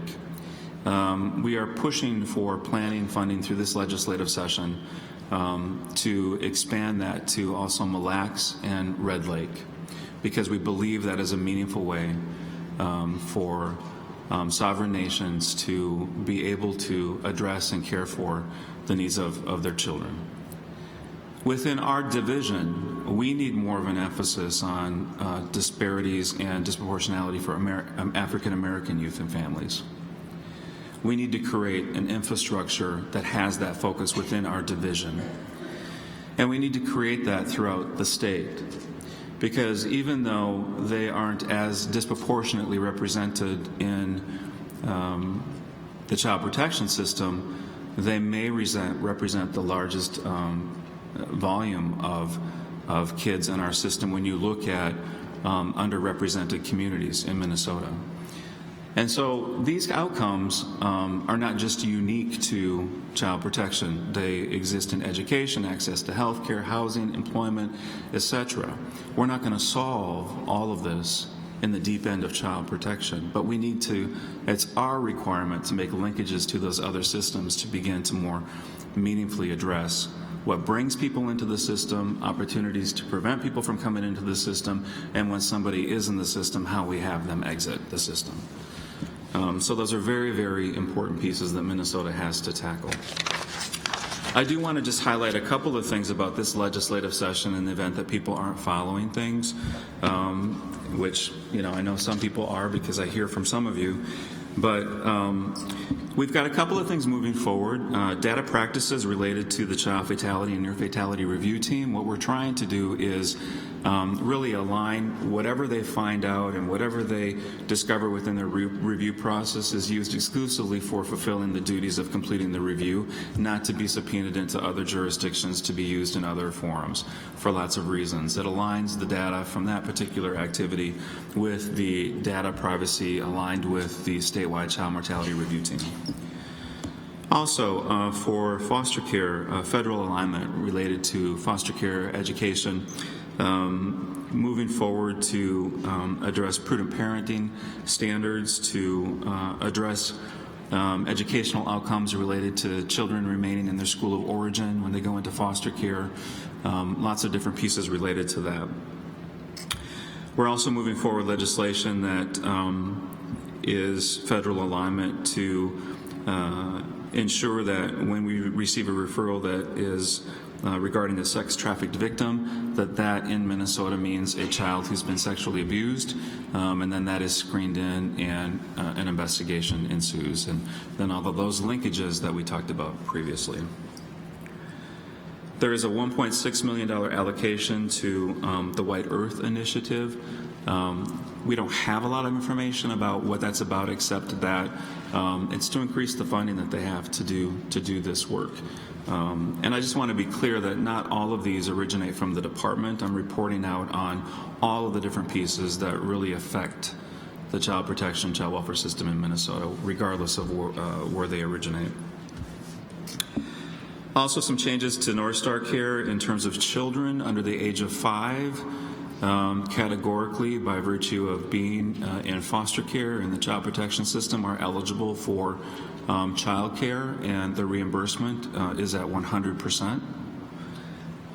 There is also a pilot child care project moving forward that would provide child care to, it would make children in child protection who remain in their parental home categorically eligible for child care. And that is a very meaningful pilot project that we want to make sure happens, because child care, for lots of reasons, is an important safety tool, but it is so important to child development. And so those are significant initiatives moving forward. I know that there's also some things moving forward in terms of the Ombudsperson's Office for Families, but I am not the person to speak to that because I haven't been as closely involved, and I think it's kind of a moving target, so I don't know really what the impetus was, and I'm not sure what the desired outcome is, but just to be aware that there may be some changes in terms of the structure or the role in terms of the Ombudsperson's Office for Families. And then for performance withholds for counties, this last year was the first year that those occurred, and we're trying to remove the performance measure related to monthly face-to-face visits for kids who remain in the home. Just because we don't have a good standard for that, we don't have a good way to track that. It's very hard to identify who really the identified client is when you have a kid that's in the home, and so we're trying to get that out of the performance withhold formula.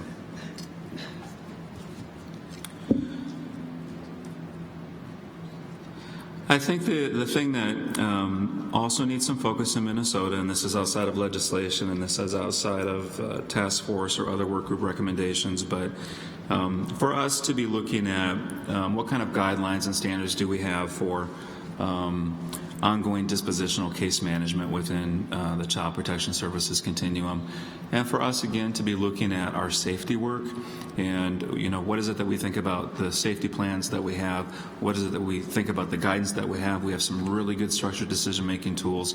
Do we have sufficient practice and resources and tools wrapped around that particular process? So I think to wrap my piece up on a positive note, I would say, I would share with everyone that last week we had our federal 4E review.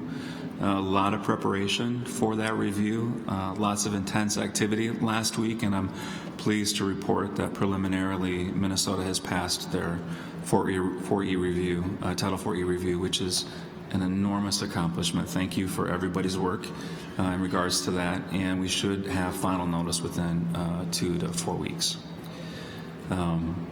But for child welfare workers and supervisors, you are so important to us all. We know this has been a struggle, and we know it continues to be a struggle. We know that we've all been under scrutiny. You have our support, our thanks. We want you to be well.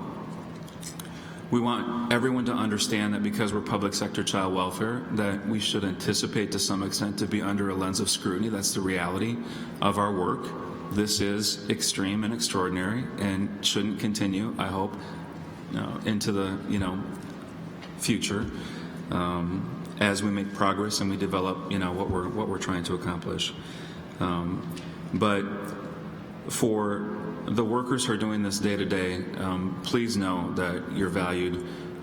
We think that you're amazing, and we are working as hard as we can to make this experience better for you and to make the resources and tools available so that we can better assure the safety of children in Minnesota and better address well-being and the experience of kids and families here in the state of Minnesota.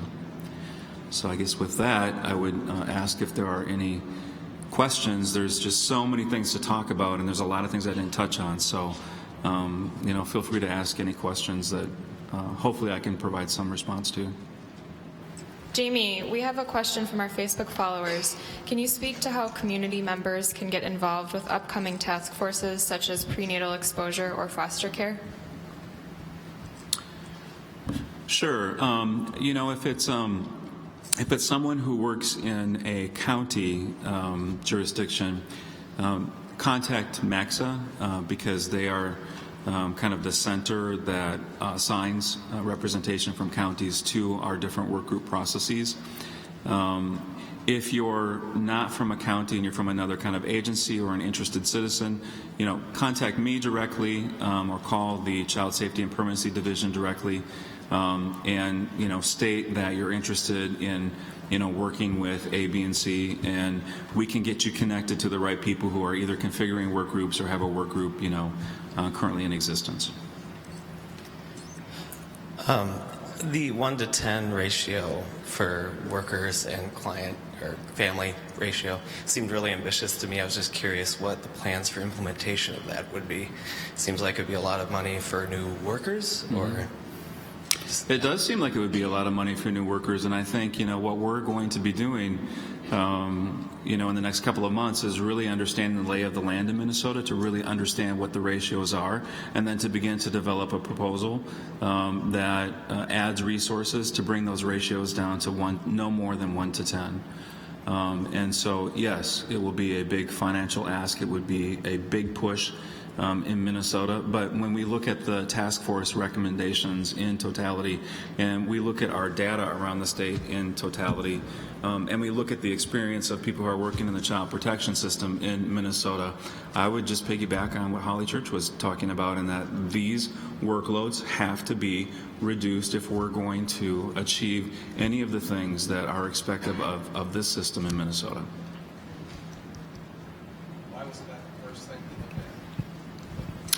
Why wasn't that the first thing that they looked at? Hearing about all these other initiatives, it's like, for me, it's our staff is stretched so thin. How come that wasn't How come that wasn't one of the first things, if that seems like kind of an obvious, at least, step in the right direction? Sure. I think one of the first things that happened was the money that was allocated by the 2015 legislative session to increase the child welfare workforce by about 400 in the state of Minnesota. And so I think it was a step in the right direction. It didn't get us to the 1 to 10. And so I don't know why the funding wasn't designed to get at that particular ratio, given that that was a task force recommendation.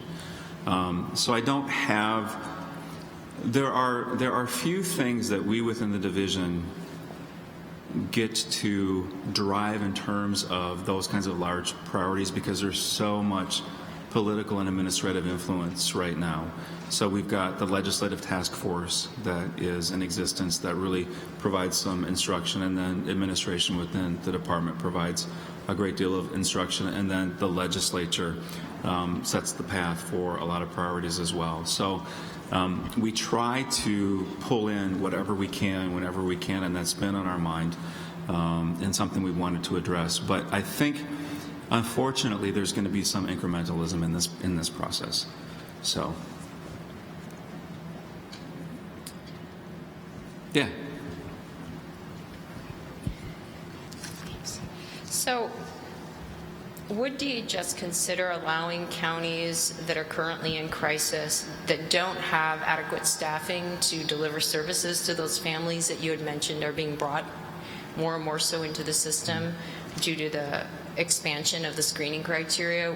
Has there been any talk at DHS of allowing those counties to restrict temporarily the screening, how many families are brought into the system, since we can't adequately serve them?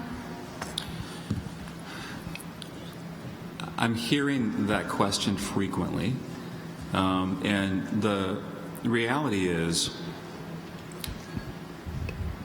the guidelines replicate in many respects what's in state law, and the guidelines are now required by state law to be followed by counties. And the situation that we're in is counties are not able to relieve themselves of duties that are required by law, and the Child Safety and Permanency Division is not able to relieve counties of their duties that are required by law. So it isn't just something that we can do. So those are hard conversations to have. I think the best conversations we can have is to think about what are the opportunities to contract with community providers to help with case management or other functions. And it's a very specific, it's very county specific in terms of what would be helpful in terms of a strategy. But yes, we are aware that caseloads are high. We are aware that people are struggling. And we are making others aware that this is the case. But in terms of relieving us collectively from any of our duties, that is not something that we can do when they are statutorily required. I'm sorry for that.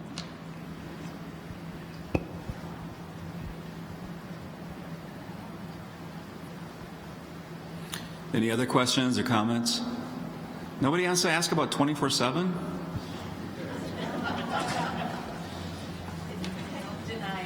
Okay. In terms of 24/7, we are working on something right now that may allow some movement and some wiggle room on a couple of fronts, and so nothing that I really can kind of provide at this moment in time, but it's something that's being worked through lots of conversations, and possibly something that we could get into the session somehow. So we are working on that, and we understand the difficulty with it. said there's a question back there. Yep. So it kind of goes back to what you were just talking about with you can't relieve us of, the statutory guidelines for what we need to take as performance criteria for maltreatment guidelines.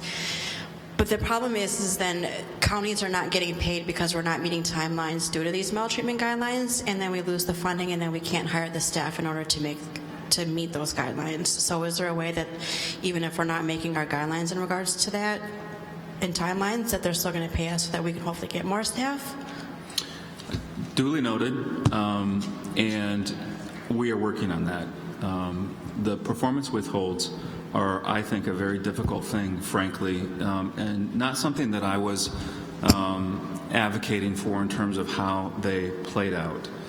I do not know how this will move forward, but there are pieces in legislation right now that are subject to change that would hopefully not just withhold the money from counties, but allow the funding to go to the county, but targeted toward addressing the specific measure needing improvement.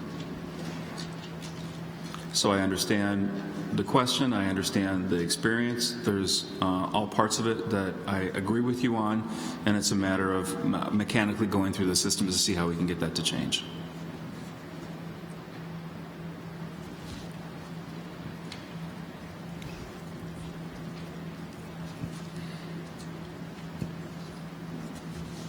Okay.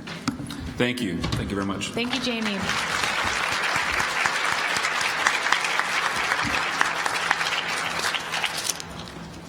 At this time, we will conclude our 2017 Spring Conference. Please remember to fill out your evaluation forms and post-tests that are inside your folder if you need CEUs, and you can pick the CEU. You can turn in the evaluations and post-tests at the registration table, and then Hillary and other staff will get you a copy of the CEUs. For our web streamers and individual or single web viewers, if you go under Continuing Education on the website, you'll see a web stream documents tab, and you can find the evaluation and post-test there. And also visit our table on the way out. We have tons of training resources, publications, things you can take with you back to your offices. And thank you guys again.